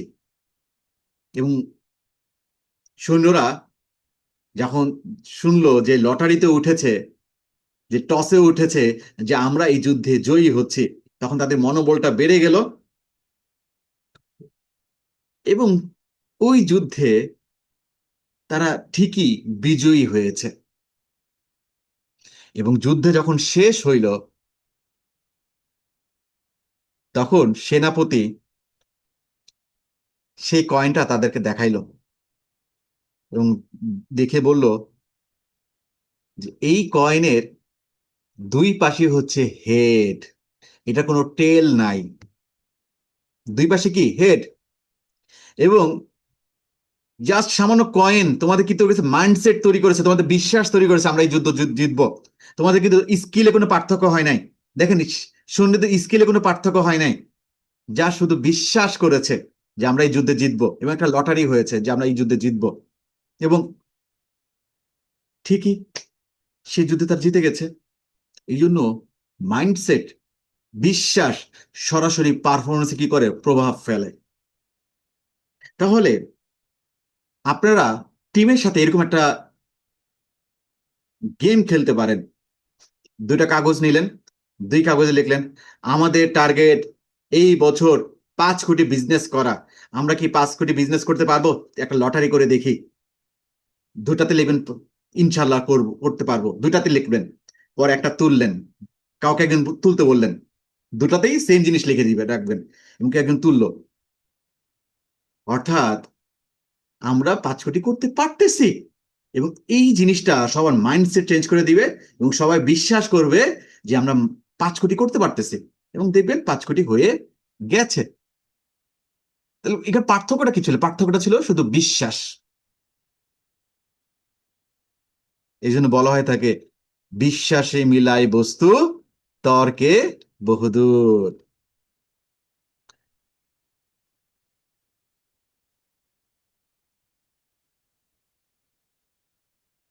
তাহলে হচ্ছে মাইন্ডসেট আমাদের সরাসরি পারফরমেন্সে সাফল্যের প্রভাব ফেলে। তারপর যেসব শিক্ষার্থী ও কর্মী গ্রোথ মাইন্ডসেট ধারণ করে, এই যে ব্যর্থ হইলো আবার চেষ্টা করা, ব্যর্থ হইলো আবার চেষ্টা করা, তারা চ্যালেঞ্জের মুখে বেশি সহনশীল ও উচ্চ পারফর্মার হন। এবং ক্যারল ডুয়েকের একটা বিখ্যাত বাক্য আছে, নট ইয়েট। আমি ব্যর্থ হইনি, আমি এখনো শিখিনি। কাস্টমার পলিসি নিচ্ছে না, না, কাস্টমারকে আমি এখনো পলিসি বোঝাতে পারিনি। কাস্টমার পলিসি নিচ্ছে না এভাবে না বলে, যে আমি গ্রাহককে এখনো সঠিকভাবে বোঝাতে পারি নাই। এই যে এখনো, যখন আপনি এখনো বলতেছেন, তখন একটা এখন আশা বোঝাচ্ছে যে গ্রাহক পলিসি নিবে না। তাহলে দেখা যাচ্ছে ফুল স্টপ হয়ে যাচ্ছে। তারপর আমি এখনো গ্রাহককে তার মন মতো করে বোঝাতে পারিনি। দেখেন, খালি বাক্য পরিবর্তন করতেছেন, ভাষা পরিবর্তন করতেছেন, কথা পরিবর্তন করতেছেন, এবং মেসেজ কিরকম করে যাচ্ছে। এই জন্য বলা হয়ে থাকে, কথা বদলান, জীবন বদলে যাবে। যে একজন বলতেছে যে গ্রাহক বুঝতেছে না, আরেকজন বলতেছে আমি গ্রাহককে এখনো তার মতো করে বোঝাতে সক্ষম হইনি, আমাকে আরো শিখতে হবে। তাহলে দুইটা মেসেজ দুই রকম কিন্তু ধারণা দিচ্ছে। তাহলে নট ইয়েট, আমি ব্যর্থ হইনি, আমি এখনো শিখিনি, এভাবে বলতে হবে। এবার মস্তিষ্কে নিউরোপ্লাস্টিসিটি। দেখেন, আমাদের মস্তিষ্ক বিপুল সম্ভাবনা আছে। আপনারা যদি মস্তিষ্ক খেয়াল করে দেখেন, মস্তিষ্ক অনেক গুড়ি গুড়ি গুড়ি গুড়ি গুড়ি আছে, যেগুলো আমরা বলি নিউরন। এবং নিউরনে যত কানেক্টিভিটি তৈরি হবে, একটা নিউরনের সাথে আরেকটা নিউরনের যত কানেক্টিভিটি হবে, মস্তিষ্ক তত অ্যাক্টিভ হবে, নিউরাল সংযোগ তৈরি করতে হবে। তাহলে মস্তিষ্ক স্থির না, এটা জীবনভর নতুন নতুন নিউরাল সংযোগ তৈরি করে। এবং যত নতুন নিউরাল সংযোগ তৈরি হয়, আপনি তত কাজ করতে পারবেন। দেখেন, আপনারা অনেকেই গ্রামে সবুজ মাঠে রাস্তা দেখেছেন, যেখানে কেউ রাস্তায় হাঁটে না। আপনি প্রথম দিন ওই সবুজ ঘাসের উপর দিয়ে হাঁটা শুরু করলেন, কোনো দাগ হইলো না। এভাবে 3 দিন হাঁটলেন, তখন দেখা গেল যে যেখান দিয়ে হেঁটেছেন ওই জায়গাটাকে আস্তে আস্তে সাদা হয়ে যাচ্ছে। এবং রেগুলার যখন হাঁটাহাঁটি করা হয় রাস্তা দিয়ে, একটা পথ তৈরি হয়ে যায়, চারপাশে সবুজ, কিন্তু অতটুকু রেগুলার হাঁটার কারণে একটা নতুন একটা পথ তৈরি হয়ে যায়। আপনারা নিশ্চয়ই দেখেছেন। ঠিক একইভাবে রেগুলার কোন একটা কাজ যখন করবেন, রেগুলার যখন একটা করবেন, তখন এটা আপনার হ্যাবিটে পরিণত হয়ে যাবে, নতুন একটা কানেকশন তৈরি হবে। এবং এই যে নতুন একটা পথ তৈরি হলো, নতুন একটা কানেকশন তৈরি হলো, এই ক্ষমতাকে বলা হয় নিউরোপ্লাস্টিসিটি। এবং আমাদের মস্তিষ্ক হচ্ছে একটা পেশির মতো। আমরা জিম করলে পেশি যেমন শক্তিশালী হয়, মস্তিষ্ক যত অনুশীলন করবেন, যত চ্যালেঞ্জ দিবেন, তত আমাদের মস্তিষ্ক কি হবে? শক্তিশালী হবে। এবং মস্তিষ্কে আপনার কত পথ আছে দেখেন। একটা আপনার বাসা যাওয়ার যদি অনেক পথ থাকে, অনেক অপশন থাকে, তাহলে আপনি যে কোনো রাস্তায় এই রাস্তা বন্ধ হলে আপনি আরেকটা রাস্তাতে যেতে পারবেন, এই রাস্তা বন্ধ হলে আপনি আরেকটা রাস্তা যেতে পারবেন। তাহলে আপনার মস্তিষ্কে অনেক পথ তৈরি করতে হবে, নিউরোপ্লাস্টিসিটি তৈরি করতে হবে। তখন আপনি ব্যর্থতাকে ব্যর্থতা হিসেবে না, আমি তো এইভাবে চেষ্টা করেছি, আমার তো এই বাসা যাওয়ার এই দিক দিয়ে একটা রাস্তা আছে, আচ্ছা আমি তো এই রাস্তা দিয়ে সফল হয়নি, তাহলে তো আমার তো বাসা যাওয়ার এই দিক দিয়ে একটা রাস্তা আছে, তাহলে এই দিকে চেষ্টা করি, আমার তো এই দিক দিয়ে রাস্তা আছে। তাহলে আমাদের মস্তিষ্কে 100 বিলিয়ন নিউরন আছে। তাহলে 100 বিলিয়ন রাস্তা হইতে পারে আপনার লক্ষ্যে পৌঁছানোর জন্য। কিন্তু আমরা একবার দুইবার চেষ্টা করে আর চেষ্টা করি না। নতুন নতুন নিউরোপ্লাস্টিসিটি তৈরি করতে হবে। তাই নতুন কিছু শেখার চেষ্টা, ভুল করা ও পুনরায় চেষ্টা, এই প্রক্রিয়ায় নতুন সংযোগ কি করে? গড়ে তোলে। তাহলে মস্তিষ্ক, আমরা চিন্তা করি মস্তিষ্ক দিয়ে, এবং আমরা আশরাফুল মাকলুকাত আমাদের এই মস্তিষ্কের কারণে। আমরা গতকালকে ক্লাসে বলতেছিলাম, আমরা অনেকেই কুকুরের মতো জীবনযাপন করি। একটা কুকুরও খাবার খায়, আমরাও খাবার খাই। একটা কুকুরও ঘুমায়, আমরাও ঘুমাই। একটা কুকুরও সন্তান জন্ম দেয়, আমরাও সন্তান জন্ম দেই। যে আহার নিদ্রা মৈথুন একটা কুকুরও করে, আমরাও করি। তাহলে একটা মানুষ আর কুকুরের মধ্যে পার্থক্য থাকলে কোথায়, যদি আপনি শুধু ওই কাজগুলো নিয়ে ব্যস্ত থাকেন? তাহলে একটা কুকুর আর মানুষের মধ্যে পার্থক্য কোথায়? মস্তিষ্কে, চিন্তা করার ক্ষমতায়। কুকুর পড়াশোনা করে না, মানুষ পড়াশোনা করে, মানুষ চিন্তা করে, মানুষ জ্ঞান আহরণ করে। কিন্তু আফসোস, আমরা অনেক মানুষ, মানুষ হয়ে জন্ম নেই কিন্তু কুকুরের মতো জীবনযাপন করি। আমরা পড়ালেখা করি না, আমরা জ্ঞান আহরণ করি না, আমরা চিন্তা করি না, আমরা আমাদের মস্তিষ্ককে কাজে লাগাই না। মস্তিষ্ক যে এত বিপুল সম্ভাবনা আছে, এই যে পৃথিবীর, এই যে আপনার চারপাশে যত আবিষ্কার দেখতে পাচ্ছেন, চারপাশে যা জিনিস, এগুলো সব তো মানুষই আবিষ্কার করেছে। কি খাটিয়ে? তার মস্তিষ্ক খাটিয়ে, ব্রেন খাটিয়ে। এই যে আজকে আমরা জুমে সেশন নিচ্ছি, এই জুমটাও তো একটা মানুষ বানিয়েছে তার মস্তিষ্ক খাটিয়ে, ব্রেন খাটিয়ে। কিন্তু আমরা অনেকেই আমাদের ব্রেনটাকে কাজে লাগাই না। আমরা আমরা অন্যের বুদ্ধিতে চলি, আর নিজের ব্রেনটাকে মানে ভোঁতা বানায় রাখি, কাজে লাগাই না। এই জন্য আমাদেরকে কন্ট্রোল করা সহজ হয়ে যায়। আমরা যাই বলি তাই বিশ্বাস করে ফেলি, হুজুগে মাতি। আমরা আমাদের ব্রেনটাকে কাজে লাগাই না। এবং আমাদের মস্তিষ্কের মূল্য যদি আমরা শেয়ার করি আপনাকে, আমাদের মস্তিষ্ক যদি হচ্ছে পৃথিবীর কোনো কিছুর সাথে যদি তুলনা করি, তাহলে কম্পিউটারের সাথে তুলনা করা যায় আমাদের মস্তিষ্কটাকে। কিসের সাথে তুলনা করা যায়? কম্পিউটার। এবং আমাদের মস্তিষ্ক সুপার কম্পিউটার হচ্ছে ফার্স্ট। আজ থেকে 30 বছর আগে বিজ্ঞানীরা আমাদের মস্তিষ্কের একটা মূল্য বের করেছিল, যে কম্পিউটারের সাথে তুলনা করে আমাদের মস্তিষ্কের একটা মূল্য বের করা হয়েছিল। এবং সেই মূল্যতে আমাদের মস্তিষ্কের দাম কত এসেছিল জানেন আব্দুল করিম সাহেব? আমাদের মস্তিষ্কের দাম এসেছিল 5,000 কোটি টাকা। 5,000 টাকা না, 5,000 কোটি টাকা। তাহলে আব্দুল করিম, হুমায়ুন কবির, রাজন সাহেব, সৃষ্টিকর্তা, ভগবান, আল্লাহ আপনাকে 5,000 কোটি টাকা দামের ব্রেন দিয়ে পাঠিয়েছে। আপনি সেই 5,000 কোটি টাকা দামের ব্রেন কাজে লাগাচ্ছেন না। তারপর বলতেছেন ভগবান আমাকে গরিব বানাইছে, আল্লাহ আপনাকে আমাকে গরিব বানাইছে। ভগবান কি আপনাকে গরিব বানাইছে? আল্লাহ কি আপনাকে গরিব বানাইছে? আল্লাহ আপনাকে 5,000 কোটি কোটি টাকা দামের ব্রেন দিয়ে পাঠিয়েছে। এই ব্রেনটাকে কাজে লাগাবেন, আপনিও অনেক টাকার মালিক হতে পারবেন। কিন্তু আমরা ব্রেনটাকে কি করি না? কাজে লাগাই না। এবং দেখেন, এই যে একটু আগে বলতেছিলাম, যত বড় বড় আবিষ্কার সব বাইরে দেশে মানুষরা করেছে, বাঙালিরা করে নাই।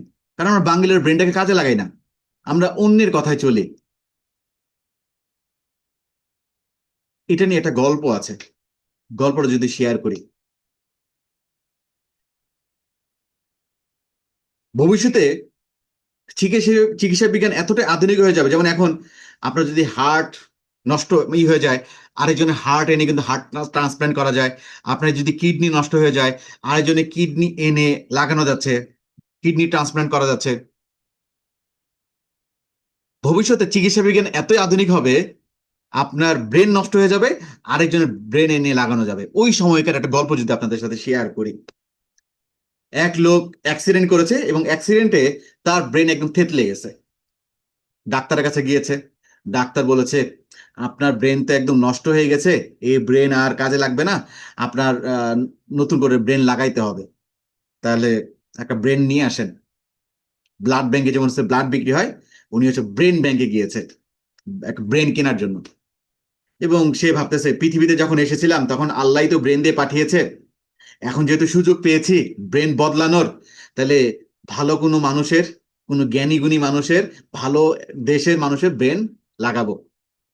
তাহলে যেরকম ব্রেন, তাহলে ওরকম চিন্তা হবে, ওরকমই হবে। পরে সে ব্রেন ব্যাংকে গিয়েছে এবং সে ব্রেন ব্যাংকে পৃথিবীর বিভিন্ন দেশের ব্রেন সুন্দর করে সাজানো আছে। সে প্রথমে আমেরিকা, অনেক উন্নত দেশ, আধুনিক, ওই দেশে ব্রেন দেখতে গিয়েছে। দেখে আমেরিকার একটা ব্রেন দাম কত, 1 লক্ষ টাকা। সে অবাক হয়ে গেছে, মাত্র 1 লাখ টাকা আমেরিকার ব্রেন। এরপর চাইনিজ ব্রেনের কাছে গেল, চাইনিজ ব্রেন হচ্ছে 3 লাখ টাকা। এরপর জাপানিজ, তাদের ব্রেন গেল, তাদের ব্রেন 10 লক্ষ টাকা। এরপর সে যখন বাংলাদেশের ব্রেনের কাছে আসলো, সেখানে দাম লেখা 1 কোটি টাকা। এবং বাংলাদেশের ব্রেন 1 কোটি টাকা দেখে ওই মানুষের একদম মানে রেগে আগুন হয়ে গেল, একদম ফায়ার হয়ে গেল। ওই মিয়া জোচ্চুরি শুরু করেছেন, ডাকাতি শুরু করেছেন, বাংলাদেশ তলাবিহীন ঝুড়ি। ওই দেশের ব্রেন 1 কোটি, আর আমেরিকা কত উন্নত দেশ, ওই দেশের ব্রেন মাত্র 1 লাখ। ডাকাতি শুরু করেছেন, জোচ্চুরি শুরু করেছেন। তখন সেই সেলস পার্সন বলতেছে, স্যার রেগে যাবেন না, কুল হন, ঠান্ডা হন। স্যার আমেরিকা তাদের ব্রেন এতই কাজে লাগিয়েছে, এতই কাজে লাগিয়েছে, এতই কাজে লাগিয়েছে যে তাদের ব্রেনে আর অবশিষ্ট কিছু নাই, এই জন্য তাদের ব্রেন 1 লাখ। চীন আর একটু কম লাগিয়েছে 3 লাখ, জাপান আর একটু কম লাগিয়েছে এই জন্য 10 লাখ। আর বাংলাদেশ স্যার একদম ফ্রেশ ইনটেক, আর ফ্রেশ ইনটেক জিনিসের দাম তো স্যার একটু বেশি হয়। তাহলে হুমায়ুন কবির সাহেব, সাকিব সাহেব, হারুন সাহেব, মৃত্যুর পর আপনার ব্রেন কোটি টাকায় বিক্রি হবে, এর জন্য কি আপনার ব্রেনটাকে কাজে লাগাচ্ছেন না? কামরুল সাহেব, আসিফ সামির সাহেব, আকবর সাহেব, আব্দুল করিম সাহেব, যে বউ আমি মইরা গেলে আমার ব্রেনটা কোটি টাকায় বিক্রি করো, আমি আমার ব্রেনটাকে কাজে লাগাবো না, আমি আমার ব্রেনটাকে কাজে লাগাবো না, একদম ফ্রেশ রাখবো, ইনটেক রাখবো, আমি মইরা গেলে কোটি টাকা আমার ব্রেনটা বিক্রি করো। তাহলে মৃত্যুর পর আপনার ব্রেনটা কোটি টাকায় বিক্রি হবে, এর জন্য কি ব্রেনটাকে কাজে লাগাচ্ছে না রুদ্র সাহেব, রাজন সাহেব, আসিফ সামির সাহেব? ব্রেনটাকে কেন কাজে লাগাচ্ছেন না?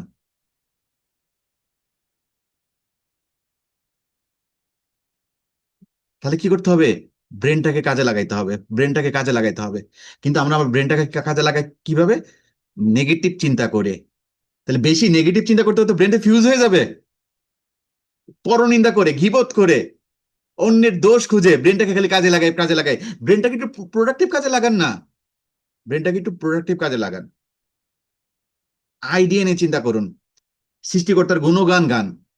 এবং সৃষ্টিকর্তার যখন গুণগান গাবেন, শুক্রিয়া আদায় করবেন, আল্লাহ তাআলা আপনার ব্রেনের প্রোডাক্টিভিটি আরো বাড়িয়ে দিবে, নিউরাল কানেক্টিভিটি আরো বাড়িয়ে দিবে।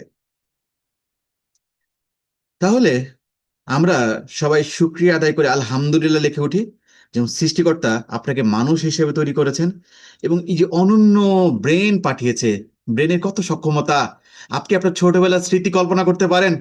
আপনি যদি চোখ বন্ধ করে আলামিন মোহাম্মদের কথা চিন্তা করেন, আলামিন মোহাম্মদের ছবি আপনি ভাসাইতে পারেন?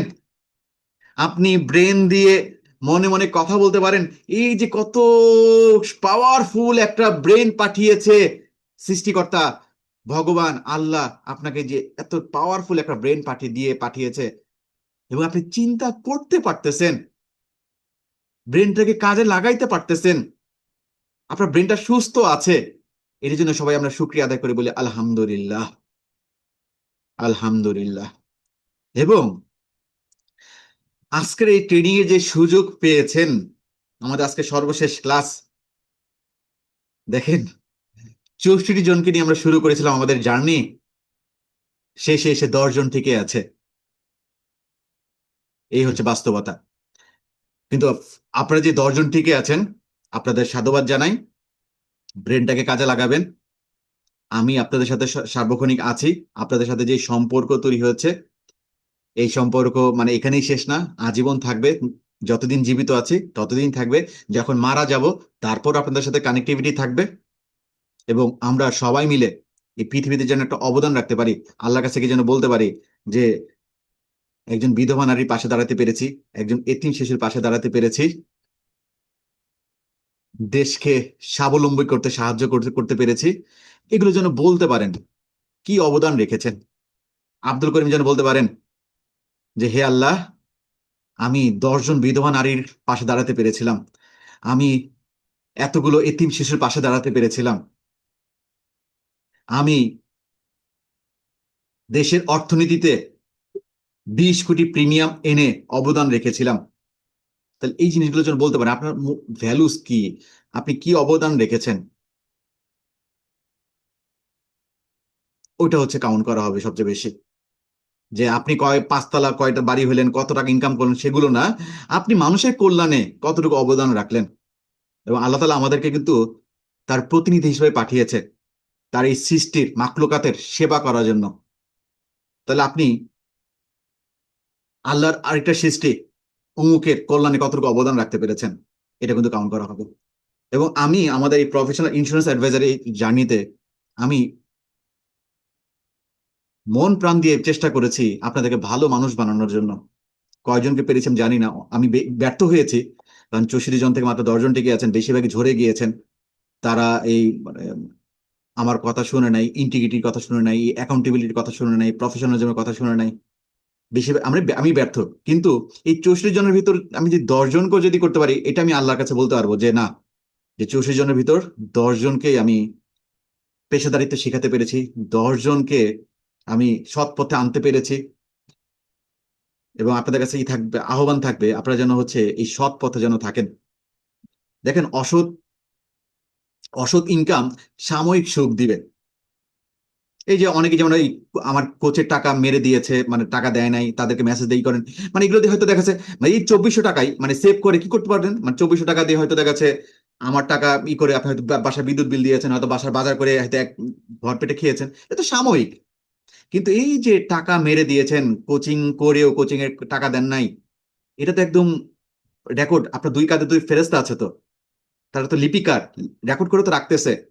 তাহলে হুমায়ুন সাহেব বা আপনার যারা যারা আছে, অনেকেই কোচিং করেছে কিন্তু কোচিং এ টাকা দিচ্ছে না, তারা বলছে ক্লাস করি না, টাকা দিব কেন?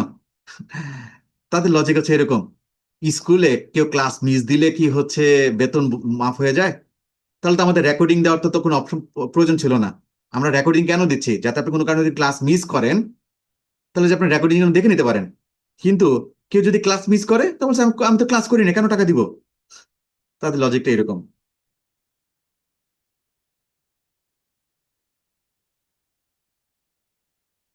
হুম। তাহলে আমাদের আজকে হচ্ছে শেষ ক্লাস, আমরা ক্লাস শেষ করব। তাহলে আমরা নিউরোপ্লাস্টিসিটি নিয়ে হচ্ছে আমরা আলোচনা করতেছিলাম, যে নিউরোপ্লাস্টিসিটি নতুন নতুন সংযোগ তৈরি করতে হবে, এবং যত সংযোগ তৈরি করবেন তত আপনার ব্রেনের ক্যাপাসিটি তৈরি হবে, তত রাস্তা, ব্রেনে যত রাস্তা তৈরি করবেন তত আপনার সম্ভাবনা তৈরি হবে। এই গ্রোথ মাইন্ডসেট পেশাগত জীবনে কেন গুরুত্বপূর্ণ? প্রতিটি গ্রাহকের না হয়ে ওঠে শেখার ডেটা, প্রত্যাখ্যান আর ব্যক্তিগত পরাজয় মনে হয় না। টিম আর নেতৃত্বে গ্রোথ মাইন্ডসেট সম্পন্ন লিডার টিমে নিরাপদ পরিবেশ তৈরি করেন, যেখানে ঝুঁকি নেওয়া ও শেখা উৎসাহিত হয়। আর ব্যক্তিগত জীবনে সম্পর্ক, স্বাস্থ্য, অভ্যাস গঠনে ধারাবাহিক উন্নতির সংস্কৃতি তৈরি তৈরি হয়, একেবারে পরিপূর্ণতার চাপ কমে। তাহলে এই গ্রোথ মাইন্ডসেট পেশাগত জীবন, টিম ও নেতৃত্ব এবং পার্সোনাল লাইফ সব জায়গায় এটা দরকার। গ্রোথ মাইন্ডসেট, যে আমি প্রতিনিয়ত শিখবো, প্রতিনিয়ত শিখবো, বিপুল সম্ভাবনা আছে। এবং আপনি কিন্তু প্রতিনিয়ত পরিবর্তন হচ্ছেন, আমরা ভুলে যাই। আপনি কি জানেন যে প্রতি 4 মাসে আপনার রক্ত নতুন ভাবে তৈরি হচ্ছে? এবং আপনার এই 40 বছর বা 32 বছর বা যে যত বছর জীবন কাটিয়েছেন, এর ভিতরে কতবার যে আপনার শরীর বদলে গিয়েছে, কতবার যে আপনি আপনার খাঁচাটা চেঞ্জ করেছেন, প্রতিদিন কত কোষ পড়ে যাচ্ছে, আপনার দেহ যে 4 মাস পর নতুন ভাবে তৈরি হচ্ছে, আপনি হয়তো টের পাচ্ছেন না, কিন্তু নীরব আপনার শরীর কিন্তু চেঞ্জ হচ্ছে, চেঞ্জ হচ্ছে। এই জন্য বলা হয় change is the only constant. তো নিজেকে চেঞ্জ করতে হবে, বদলাইতে হবে, পরিবর্তনের সাথে খাপ খাওয়াইতে হবে। আপনি যদি ফিক্সড হয়ে থাকেন, না আমি এখানেই ফিক্সড, আমি আর নিজেকে বদলাবো না, চেঞ্জ করবো না, তাহলে আপনি পিছিয়ে পড়বেন। পৃথিবী প্রতিনিয়ত পরিবর্তন হচ্ছে, ঘুরতেছে পৃথিবী। তাহলে আপনি যদি স্থির হয়ে থাকেন তাহলে তো হবে না, শিখতে হবে, নিজেকে ডেভেলপ করতে হবে, নতুন নতুন লার্নিং নিতে হবে। এই জন্য আমাদের নবীজি সাল্লাল্লাহু আলাইহি ওয়াসাল্লাম কি বলেছে, দোলনা থেকে কবর পর্যন্ত হচ্ছে শিক্ষা, প্রতিনিয়ত শিখতে হবে। কিন্তু আমরা অনেকেই শেখা বন্ধ করে দেই। এবং গত ক্লাসে বলতেছিলাম যে আমাদের অনেক লিডাররা যখন হচ্ছে এজিএম, ডিজিএম, জিএম হয়ে যায়, তারা শেখা বন্ধ করে দেয়। তারা খালি মানে তার করে একই ট্রেনিং বারবার বারবার। কিন্তু তাদেরকে তো প্রতিনিয়ত শিখতে হবে, একজন ট্রেনারকে প্রতিনিয়ত শিখতে হবে। যেমন আমি আগামী 28, 29 ট্রেনিং করতেছি 2 দিন, মানে নিজে শেখার জন্য। 5ই সেপ্টেম্বর আরেকটা ট্রেনিং অ্যাটেন্ড করতেছি। তাহলে আমি নিজে ট্রেনার, আমি কিন্তু প্রতিনিয়ত শিখতেছি, বিভিন্ন ট্রেনিং অংশ নিচ্ছি। কিন্তু মানে কষ্ট লাগে, ইন্স্যুরেন্স সেক্টরে আমি অনেক ট্রেনারদেরকে দেখি, তারা ট্রেনিং এক করে না। কিছুদিন আগে আমাদের হচ্ছে ট্রেনার্স কনফারেন্স হলো, অনেক ট্রেনারকে আমি আমন্ত্রণ জানিয়েছি, হ্যাঁ আপনারা ট্রেনার্স কনফারেন্সে আসেন, এখানে অনেক ট্রেনাররা আসবে, বাংলাদেশের বড় বড় ট্রেনাররা আসবে। আসে নাই, মানে 2-1 জন বাদে আর কেউ আসে নাই। তাহলে এই হচ্ছে বাস্তবতা। এগুলো আপনারা আপনার কোম্পানিতে মানে ভয়েস রেস করবেন, আপনার কোম্পানির যারা লিডার আছে তাদেরকে বলবেন শিখতে হবে, প্রতিনিয়ত শিখতে হবে। নাহলে তো হচ্ছে তাদের সংস্পর্শে থাকলে আপনারাও খারাপ হয়ে যাবেন। তো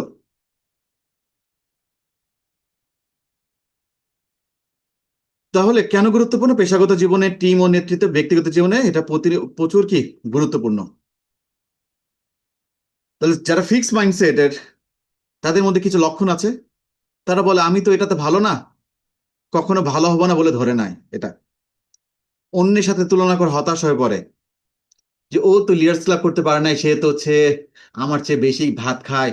আমার চেয়ে বেশি ভাত খায়, সেই যদি লিডার্স ক্লাব করতে পারে নাই, তাহলে আমি মনে রুদ্র, আমি মনে লিডার্স ক্লাব করতে পারবো না। তাহলে সে বেশি ভাত খায়, আপনার চেয়ে ওজন বেশি, সে লিডার্স ক্লাব করতে পারে না দেখে আপনি পারবেন না। তাহলে প্রত্যেকটা মানুষ আলাদা, ইউনিক। মানে সে পারে না দেখে আপনি পারবেন না এরকম না। কিন্তু আমরা অমুকে পারে না দেখে আপনিও পারবেন না, আমরা এরকম ধরে নেই। তারপর ব্যর্থতার ভয়ে নতুন কিছু চেষ্টা না করা, এটা একটা বড় একটা জিনিস। যে আমরা ফেল করব, ব্যর্থ হব, এই ভয়ে নতুন কিছু চেষ্টা না করি। যে যদি ব্যর্থ হই, থাক থাক, চেষ্টা করার দরকার নেই। তারপর ফিডব্যাককে ব্যক্তিগত আক্রমণ মনে করি, আমরা ফিডব্যাক নিতে চাই না। তারপর কঠোর পরিশ্রমকে দুর্বলতার লক্ষণ মনে করি। তাহলে এই জিনিসগুলো যদি লক্ষণ যদি থাকে, তাহলে আপনি কি ফিক্স মাইন্ডসেটের। তাহলে আপনি যদি গ্রোথ মাইন্ডসেটের অধিকারী হতে চান, তাহলে কি করতে হবে? এই লক্ষণগুলো আনতে হবে। এটা আমি এখন এটাতে দক্ষ হইনি, অর্থাৎ সম্ভাবনার ভাষায় কথা বলা। আমি লিডার্স ক্লাব করতে পারি নাই, মানে কি আমি লিডার্স ক্লাবের জন্য নিজেকে এখন তাহলে তৈরি করতে পারি নাই, তাহলে আমাকে আরো শিখতে হবে। তারপর অন্যের সাফল্য থেকে অনুপ্রাণিত হওয়া, ঈর্ষা না করা, যে অমুকে গাড়ি পেয়েছে, তাহলে সে কিভাবে পেয়েছে, তাহলে আমিও যদি চেষ্টা করি তাহলে আমিও তাহলে গাড়ি পাবো। চ্যালেঞ্জকে বিকাশের কি সুযোগ মনে করা, যে চ্যালেঞ্জ নিতে হবে, চ্যালেঞ্জ থেকে নতুন নতুন লার্নিং আসবে আপনার। তারপর ফিডব্যাককে মূল্যবান তথ্য হিসেবে স্বাগত জানানো। ফিডব্যাক নিবেন, কিভাবে আর ভালো করা যায়। প্রক্রিয়া ও পরিশ্রমকে গুরুত্ব দেওয়া, শুধু ফলাফল না। আপনি যে চেষ্টা করেছেন, পরিশ্রম করেছেন, এটাকেও হচ্ছে গুরুত্ব দেওয়া। Good try. দেখবেন ক্রিকেটে মানে কোনো ব্যাটসম্যান আউট হয়ে গেল, অন্যরাই বলছে good try, good try. Out হয়েছে তো কি হয়েছে, কিন্তু সে ভালো চেষ্টা করেছে। এই চেষ্টাটা কি করতে হবে? অ্যাপ্রিসিয়েট করতে হবে।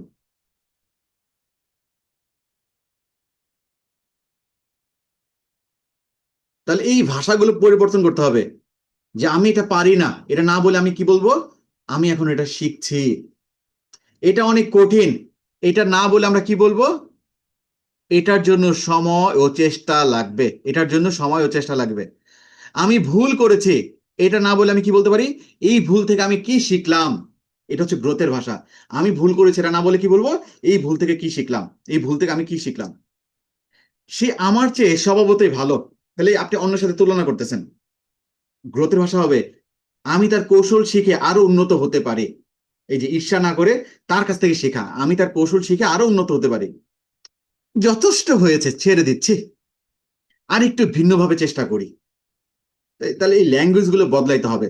এই জন্য আমরা একটু আগে বলেছি, ভাষা বদলান, জীবন বদলে যাবে। কথা বদলান, জীবন বদলে যাবে।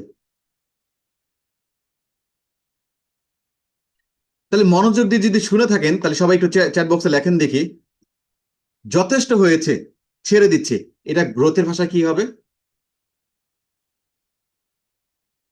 যথেষ্ট হয়েছে, ছেড়ে দিচ্ছে।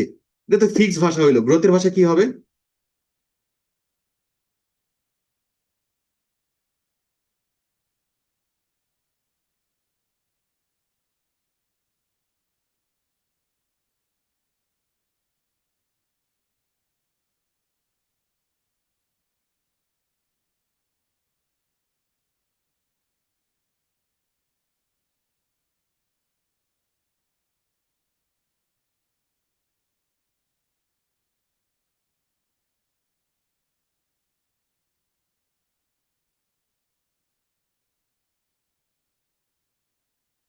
যথেষ্ট হয়েছে, ছেড়ে দিচ্ছে, এটা গ্রোথের ভাষা কি হবে?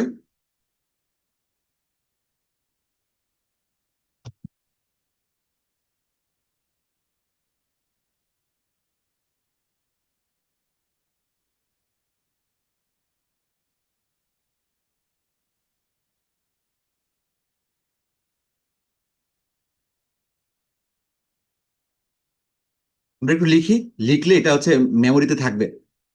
এই যে একবার শুনলেন, একবার লিখলেন, তার ওই যে কানেক্টিভিটি তৈরি হবে, পথ তৈরি হবে, ঠিক আছে? এই যে শুনলেন, আবার লিখলেন, দুইবার পথ তৈরি হবে। আবার লেখার পর আবার একবার পড়লেন, তাহলে তিনবার হয়ে গেল। তাই ওই যে বললাম না, নিউরোপ্লাস্টিসিটি, যে একটা ঘাসের উপর যতবার হাঁটবেন, হাঁটতে হাঁটতে কি একটা পথ তৈরি হয়। তাহলে আপনার ব্রেনে যত পথ তৈরি করবেন, রাস্তা তৈরি করবেন, তত সম্ভাবনা তৈরি হবে আপনার।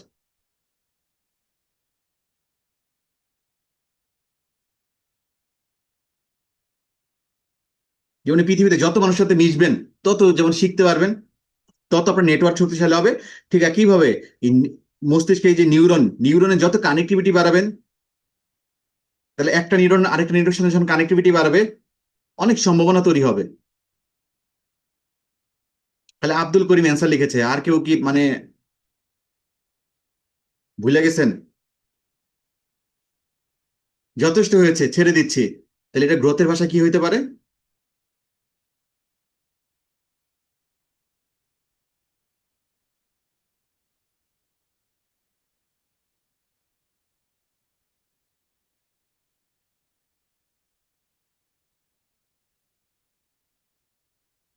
তাহলে বোঝা যাচ্ছে আপনারা মনোযোগ দিয়ে শুনেন নাই। যথেষ্ট হয়েছে, ছেড়ে দিচ্ছি। তাহলে এই গ্রোথের ভাষা কি হইতে পারে? অ্যান্সার দেখে ফেলেন, দেখে বা লিখে ফেলেন। আশা করি দেখতে 5 সেকেন্ডে বেশি লাগবে না।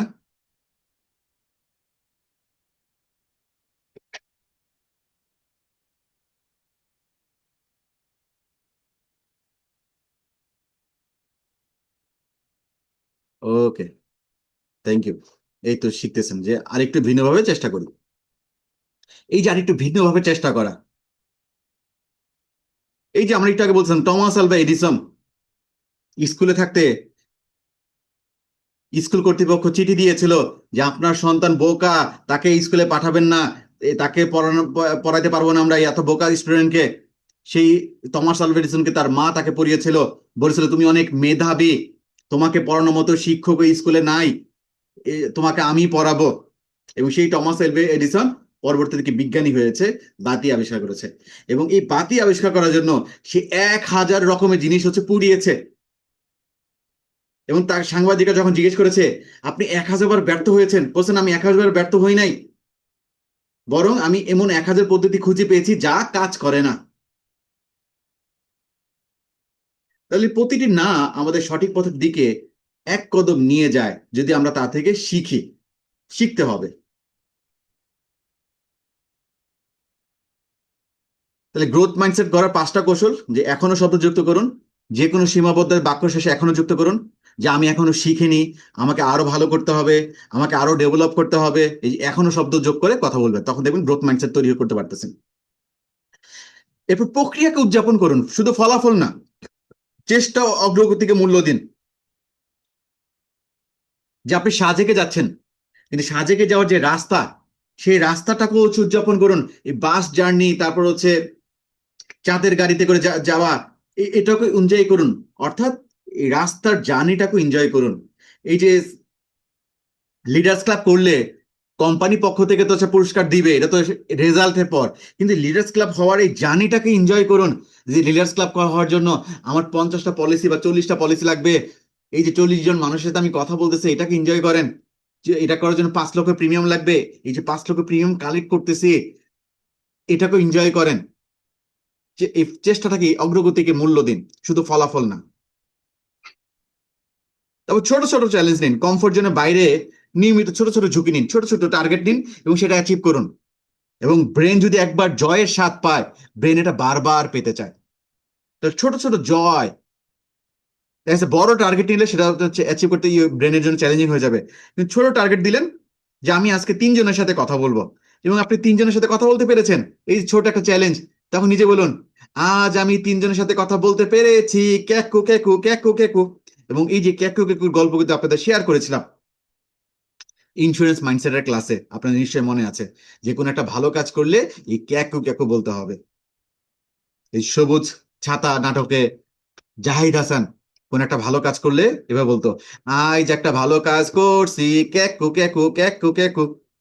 তাহলে এইভাবে, এই যে আমি আজকে 3 জনের সাথে কথা বলতে পেরেছি, ক্যাকু ক্যাকু ক্যাকু ক্যাকু। ছোট ছোট চ্যালেঞ্জ নিন, ফিডব্যাক চান ও গ্রহণ করুন, সক্রিয়ভাবে মতামত খুঁজুন, অন্যের কাছ থেকে পরামর্শ নেন, কারণ তারা আপনাকে দেখতেছে। এবং অন্যের সাফল্য থেকে শিখুন, ঈর্ষা নয়, অনুপ্রেরণা ও কৌশল আহরণ করুন। তাহলে সেলস ও পেশাগত জীবন আমরা কিভাবে প্রয়োগ করতে পারি? গ্রাহকের আপত্তি, গ্রাহক যখন আপত্তি করবে, প্রতিটা আপত্তিকে প্রত্যাখ্যান না ভেবে গ্রাহকের চাহিদা বোঝার ও কৌশল উন্নত করার তথ্য হিসেবে দেখুন। এবং এই গ্রাহকের আপত্তি, এটাকে প্রত্যাখ্যান হিসেবে না নিয়ে কিভাবে পেশাদারিত্বের সাথে মোকাবেলা করা যায়, এটা নিয়ে আমার বই আছে, যে বীমা আপত্তি মোকাবেলা। অনেকে হয়তো বইটা সংগ্রহ করেছেন, অনেকে করেন নাই, বইটা সংগ্রহ করে ফেলেন। তারপর হচ্ছে না থেকে শেখা, প্রতিটা নাকে ডেটা পয়েন্ট হিসেবে রেকর্ড করুন। কোন পয়েন্টে কথা বদলালে, কোন কথা বদলালে ফলাফল পরিবর্তন হতে পারে সেটা ভাবুন। টিম কালচার, লিডার হিসেবে ভুলকে শাস্তি না দিয়ে আলোচনার সুযোগ তৈরি করুন। এটাই গ্রোথ কালচার গড়ে তোলে। যে যে অমুকে তো হচ্ছে এইভাবে বলেছে যে কি হয় না, আপনারা কি মনে করেন কিভাবে বললে তার পলিসিটা হইতো? তাহলে এটা মানে ব্যবসা হয় না, এটাকে শাস্তি হিসেবে না দিয়ে এখান থেকে কিভাবে লার্নিং করা যায় টিমের সাথে আলোচনা করবেন।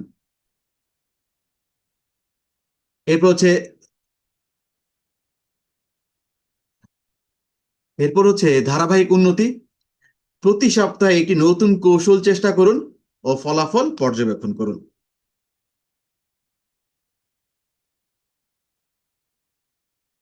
আসিফ সামি লিখছেন, স্যার আপনি আর নতুন বই লিখছেন না? আমি হচ্ছে নতুন 2টা ওয়ার্কবুক তৈরি করেছি। এটা হচ্ছে বিক্রির জন্য না, এটা হচ্ছে যারা ট্রেনিং করবে তাদের জন্য। একটা হচ্ছে রিক্রুটমেন্ট মাস্টার ক্লাসের জন্য, যে রিক্রুটের রিটেন মাস্টার ক্লাস, আর একটা মার্কেটিং এর উপর 2টা ওয়ার্কবুক ডিজাইন করেছে। ঠিক আছে, চাইলে 2টা হচ্ছে বই করেই করা যেত, কিন্তু এই 2টা হচ্ছে আগে শিখাবো, শিখিয়ে দেন বইটা দিচ্ছি। কারণ আপনারা বই পড়েন না, যে গ্রন্থগত বিদ্যা পরহস্ত ধন, নহে বিদ্যা নহে ধন, হলে প্রয়োজন। বই নিয়েছেন, বই নিয়ে যে সাজায় রাখেন তাহলে তো হবে না। তাহলে এই বইতে কি কি আছে এটা নিয়ে হচ্ছে ট্রেনিং করাচ্ছি, শিখাচ্ছি, আবার বইটাও দিয়ে দিচ্ছি। এইভাবেই করতেছি। তাহলে recruit to retain master class নামে হচ্ছে আমি একটি ট্রেনিং ডেভেলপ করেছি, 4 দিনের ক্লাস, এবং এটা নিয়ে হচ্ছে একটা বইও আছে, এই যে এরকম চমৎকার recruit to retain master class, আপনারা দেখতে পাচ্ছেন হয়তো। এই বইটা আপনারা যদি সংগ্রহ করতে চান, আগামীকাল থেকে আমাদের দ্বিতীয় ব্যাচ শুরু হচ্ছে রিক্রুট টু রিটেন মাস্টার ক্লাসের। আপনাদের এখানে যাদের রিক্রুট করার পাওয়ার আছে, আপনারা এই মাস্টার ক্লাসে ভর্তি হতে পারেন। ঠিক আছে, আমাদের আর অল্প কিছু সিট খালি আছে।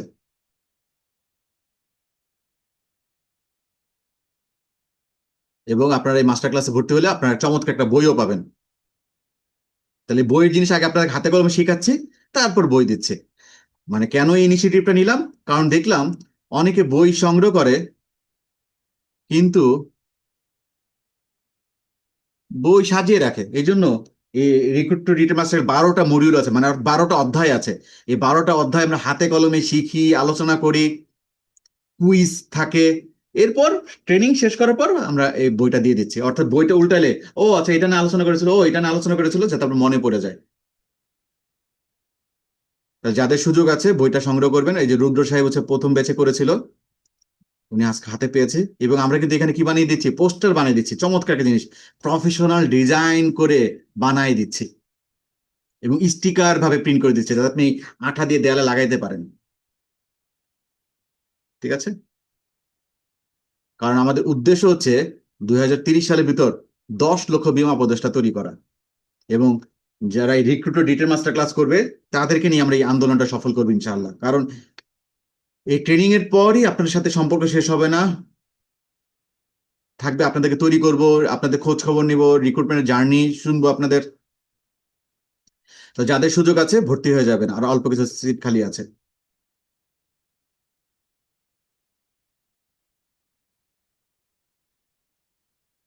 তাহলে আমরা শেষ করব ট্রেনিং এর, আপনাদের হচ্ছে একটু পর পরীক্ষা হবে, যে আজকের ক্লাসের পর আপনি কি অ্যাকশন নিবেন, নিজের ভিতরে কি চেঞ্জ নিয়ে আসবেন, আপনার যদি অ্যাকশন প্ল্যান যদি শেয়ার করতেন। সময় 1 মিনিট। যে আগামী 7 দিন অ্যাকশন, যে আজকের ক্লাসের পর কি অ্যাকশনটা নিবেন, যে গ্রোথ মাইন্ডসেট আমরা অনেক কিছু আলোচনা করেছি, কি জিনিসটা শুরু করবেন। যেমন একটা নতুন চ্যালেঞ্জ নেওয়া হইতে পারে, বা আমি এখনো চর্চা শুরু করব, বা একটা ব্যর্থতা পুনর্মূল্যায়ন করব, বা সাপ্তাহিক ফিডব্যাক নিব। যে কোনো কিছু হতে পারে, আপনি কোন জিনিসটা শুরু করবেন। যে আমি চ্যালেঞ্জ নিব নতুন নতুন, বা এখনো চর্চাটা শুরু করব, যে আমি আমি ব্যর্থ হয়েছে না বলেছে আমি এখনো ঠিকভাবে চেষ্টা করি নাই, এই এখনো শব্দ যোগ করে কথা বলবো। বা আমি ফিডব্যাক নিব অন্যদের কাছ থেকে, অথবা ব্যর্থতা থেকে শিখবো, ব্যর্থতাকে পুনর্মূল্যায়ন করব। কোন জিনিসটা করবেন, সময় 1 মিনিট ভাবেন। কারণ ট্রেনিং করলেন, কোনো যদি কোনো অ্যাকশন না থাকে, তাহলে লাভ নাই ট্রেনিং করে।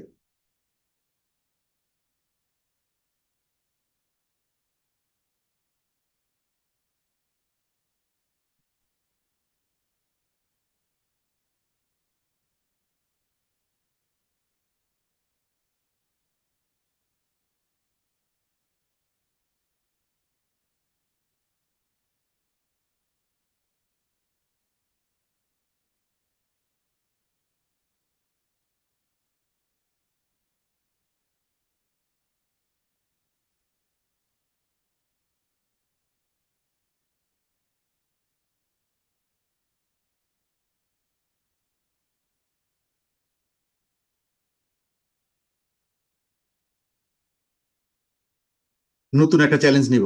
ওকে।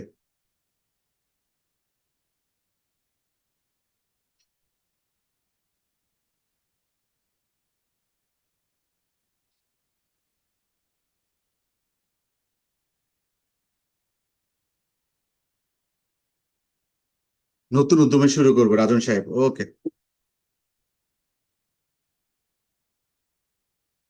তাহলে আপনাদের সবার জন্য শুভকামনা রইলো।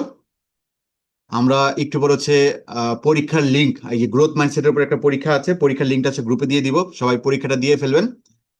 আর আমাদের এই পর্যন্ত যে আলোচনা হয়েছে, এই আলোচনার উপর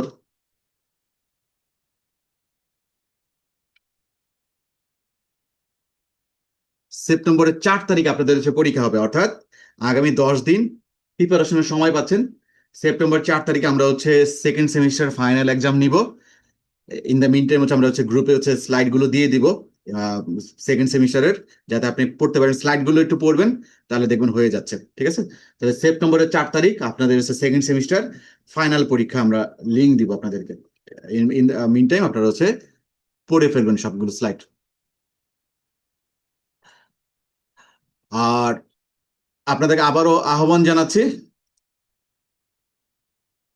আগামীকাল আমাদের রিক্রুট ডিটেল মাস্টার ক্লাস শুরু হতে যাচ্ছে। এই ইন্স্যুরেন্স ইন্ডাস্ট্রিতে আমার দুটো ব্র্যান্ড ট্রেনিং, আলহামদুলিল্লাহ, যেটা হচ্ছে অবদান, যে একটা কমপ্লিট প্যাকেজ। কারণ যখন ট্রেনিং করে একটা টপিকের উপর, কিন্তু মার্কেটিং এ যেমন আমরা মার্কেটিং নিয়ে অ্যাডভান্স লেভেল আলোচনা করতেছি, রিক্রুটমেন্ট আমরা রিক্রুট থেকে রিটেন, শুধু রিক্রুট না, রিক্রুট করবেন আবার রিটেন কেমনে করবেন, ধরে কেমনে রাখবেন, সেগুলো হচ্ছে আমরা এই 12টা মডিউলে আলোচনা করব। আগামীকাল রাত 9টায় আমাদের হচ্ছে ক্লাস। আমাদের রেগুলার কোর্স ফি হচ্ছে 2450 টাকা। আমাদের আর্লি বার্ড অফারে এখন কিছু সিট খালি আছে, অর্থাৎ সোলোতে 1950 টাকা। আর আপনারা যদি 2 জন মিলে 3 জন মিলে একটা টিম হয়ে জয়েন করেন, তাহলে আপনাদের জন্য টিম অফার থাকছে 1650 টাকা। এবং এখানে আমরা কি দিচ্ছি, আমরা হচ্ছে চমৎকার একটা ওয়ার্ক বুক দিচ্ছি আপনাকে, রিক্রুটমেন্টের পোস্টার ডিজাইন করে দিচ্ছি আমরা প্রফেশনালি। তারপর হচ্ছে আপনাকে কোল্ড মার্কেটের চাবি দিচ্ছি। তারপর হচ্ছে আপনাকে, আপনি যদি ডিস্টিংশন মার্ক পান তাহলে হচ্ছে আপনাকে ডিস্টিংশন কার্ড দিচ্ছি। রিক্রুটমেন্টের ভিডিও বানিয়ে দিচ্ছি, মানে এআই দিয়ে আমরা রিক্রুটমেন্টের ভিডিও, যাতে হচ্ছে আপনারা বীমা পেশার ব্র্যান্ডিং করতে পারেন। তো চমৎকার অনেক কিছু পাবেন গিফট। তাহলে যাদের সুযোগ আছে ভর্তি হয়ে যান, কারণ দেরিতে ভর্তি হওয়া হচ্ছে তখন আফসোস করবেন। যেমন আমাদের মার্কেটিং মাস্টার ক্লাসে ষষ্ঠ ব্যাচে একজন ভর্তি হয়েছে, এবং সে আফসোস করতেছে যে হচ্ছে কেন আমি আগে এটা করলাম না। কারণ মার্কেটিং মাস্টার ক্লাসে আমরা এআই দিয়ে কিভাবে কাস্টমাইজ প্রেজেন্টেশন করতে হয় সেটা শিখিয়েছিলাম, এবং সেটা শিখে এতই অবাক হয়েছে, মানে এত চমৎকার একটা জিনিস। এই recruit to retain master class আপনাদের কাছে চমৎকার হবে, কারণ হচ্ছে আমাদের ফার্স্ট ব্যাচে আমাদের একটা অ্যাসাইনমেন্ট ছিল, যে হচ্ছে প্রসপেক্ট লিস্ট লেখা, মানে কাদেরকে রিক্রুট করা যায়, 50 জনের নাম লেখা। এবং সেখানে আমরা 15টা সোর্স দেই, এই 15টা সোর্স থেকে হচ্ছে আপনি বের করতে পারবেন এবং এই 50টা নাম লিখতে গিয়েই একজনের 4টা রিক্রুট হয়ে গেছে অ্যাপ্রোচ করতে গিয়ে। ইনশাল্লাহ আপনাদের এরকম সফলতার গল্প তৈরি হবে। কারণ আমার এখন উদ্দেশ্য শুধু একটা ট্রেনিং করানো না, আপনার জন্য এই ট্রেনিং করে উপকৃত হন, আপনার লাইফের জন্য আমি ভ্যালু এড করতে পারি, এটা আমার উদ্দেশ্য। তাহলে এই ট্রেনিং গুলোতে জয়েন হয়ে উপকারগুলো নেন। যখন রাজন সাহেব বলবে যে কোচ আপনার হওয়ার পর আমার রিক্রুটমেন্ট বেড়েছে, যখন রুদ্র সাহেব বলবে আমার রিক্রুটমেন্ট বেড়েছে, যখন আব্দুল করিম বলবে আমার রিক্রুটমেন্ট বেড়েছে, যখন হুমায়ুন সাহেব বলবে আমার রিক্রুটমেন্ট বেড়েছে, তখন আমি সবচেয়ে বেশি খুশি হব, তখন আমার ভালো লাগা খুব কাজ করবে। মানে এই রিক্রুটেড রিটে মাস্টার ক্লাস শুধু কোন টাকা ইনকাম করার জন্য বা কোনো শুধু একটা ট্রেনিং না, এটা হচ্ছে আপনাকে আমরা একটা সিস্টেম তুলে দিতে চাই যাতে আপনি উপকৃত হন। তাহলে আপনি এই উপকার গ্রহণ করতে রাজি আছেন? আপনাদের ভিতরে কাউকে কি পাবো আগামীকাল ক্লাসে? তো যারা ভর্তি হতে চান তারা রেজিস্ট্রেশন করে ভর্তি হয়ে যান। এবং যদি দেখা যাচ্ছে না ওই সময় ব্যস্ত থাকবো থাকবো, তাহলে হচ্ছে পরে ব্যাচে ভর্তি হন, অন্য কাউকে রেফার করুন। ঠিক আছে, আরেকজন মানুষকে হচ্ছে ইনকাম বাড়াতে সাহায্য করা, এটা অনেক পুণ্যের কাজ। যে হারুন সাহেবের মাধ্যমে একজন মানুষ এই রিক্রুট রিটেনের ক্লাসে ভর্তি হইলো এবং তার রিক্রুটমেন্ট বাড়লো, এটার জন্য কি সোয়াব আপনি পাবেন না? হারুন সাহেব অবশ্যই পাবেন। রাজন সাহেবের রেফারেন্সে একজন ভর্তি হইলো এবং তার রিক্রুটমেন্ট বাড়লো, তার ইনকাম বাড়লো, তাহলে রাজন সাহেব এটার সোয়াব কি আপনি পাবেন না? সৃষ্টিকর্তা আল্লাহ আপনাকে এটার জন্য কি সোয়াব দিবে না? অবশ্যই দিবে। কিন্তু আমরা কেন যেন হচ্ছে অন্যের কল্যাণ যেন চাই না, মানে হচ্ছে দাওয়াত দেই না। যারা পরে বেঁচে থাকে, পরে বেঁচে যদি ব্যস্ত থাকে পরে বেঁচে ভর্তি হইলেন, কিন্তু সাকিব সাহেব আরেকজনকে দাওয়াত দেন। ঠিক আছে, মানে আপনি পরে বেঁচে থাকলেন, কিন্তু হচ্ছে এই বেঁচে তুমি করো, তোমার রিক্রুটমেন্ট বাড়াই ফেলো। ঠিক আছে, এই যে অন্যের কল্যাণ চাইন সবসময়, অন্যের কল্যাণ, খালি আপনি একাই খালি ইনকাম করেন না। ঠিক আছে, রাজন সাহেব পরের ব্যাচে করেন, কিন্তু হচ্ছে এই ব্যাচে অন্য কাউকে রেফার করেন, আপনার কোনো কলিগ যাকে রেফার করতে পারেন, ঠিক আছে? কিন্তু আমরা এই যে আমরা অন্যের কল্যাণ চাচ্ছি না, এই জিনিসটা আমার খুবই ব্যথিত করতেছে। কিন্তু বীমা পেশাজীবী তো এরকম তো না, মানে বীমা পেশাজীবীরা কি করে সবসময় হচ্ছে আল্লাহর কাছে দোয়া করে, আল্লাহ আমার গ্রাহক যেন সুস্থ থাকে, আমার গ্রাহক সুস্থ থাকলে সে নিয়মিত প্রিমিয়াম দিবে, গ্রাহক মরে গেলে তো বিপদ। একজন বীমা কর্মী সবসময় এই মানে এই দোয়া করা উচিত, মানে এই দোয়াইটা করে। কিন্তু এই রেফার করার ক্ষেত্রে আপনার কেমন যেন হচ্ছে পিছপা হয়ে যাচ্ছেন। যেমন আমাদের সেকেন্ড ব্যাচে মাত্র 2 জন শুধু রেফার করেছে। মানে যা সবসময় বলি রেফার করতে হয়, রেফার করা, অন্যের কল্যাণ চান, অন্যের কল্যাণ চান। মানে এখানে যেমন আমি একাই শুধু লিডার্স ক্লাব করবো, আর কাউকে লিডার্স ক্লাব করতে দিব না, আমি একা খালি কোটি টাকা ইনকাম করবো, আর কাউকে কোটি কোটি টাকা ইনকাম করতে দেবো না। এই মেন্টালিটি দূর করতে হবে, যে অন্যের সাহায্য করতে হবে, অন্যের কল্যাণ চাইতে হবে, ঠিক আছে? মানে পৃথিবীকে হাসরের ময়দান বাইরেন না, ইয়া নাফসি করেন না হারুন সাহেব, হ্যাঁ? এই পৃথিবীতে একে অপরের কল্যাণে কাজ করতে হবে, একে অপরের কল্যাণে কাজ করতে হবে। তো যারা ভর্তি হতে চান রেজিস্ট্রেশন করে ফেলবেন। আগামীকাল রাত 9টা আমাদের ক্লাস শুরু হচ্ছে, এবং এই রিক্রুটেড রিটেন মাস্টার ক্লাস মানে ডিজাইন করেছি আপনাদের কল্যাণের জন্য, ঠিক আছে? এবং নিশ্চয়ই বিশ্বাস করেন, আমি আপনাদের কল্যাণ চাই, আপনাদের ভালো চাই, যাতে আপনারা সৎভাবে হালাল ভাবে অনেক টাকা ইনকাম করতে পারেন।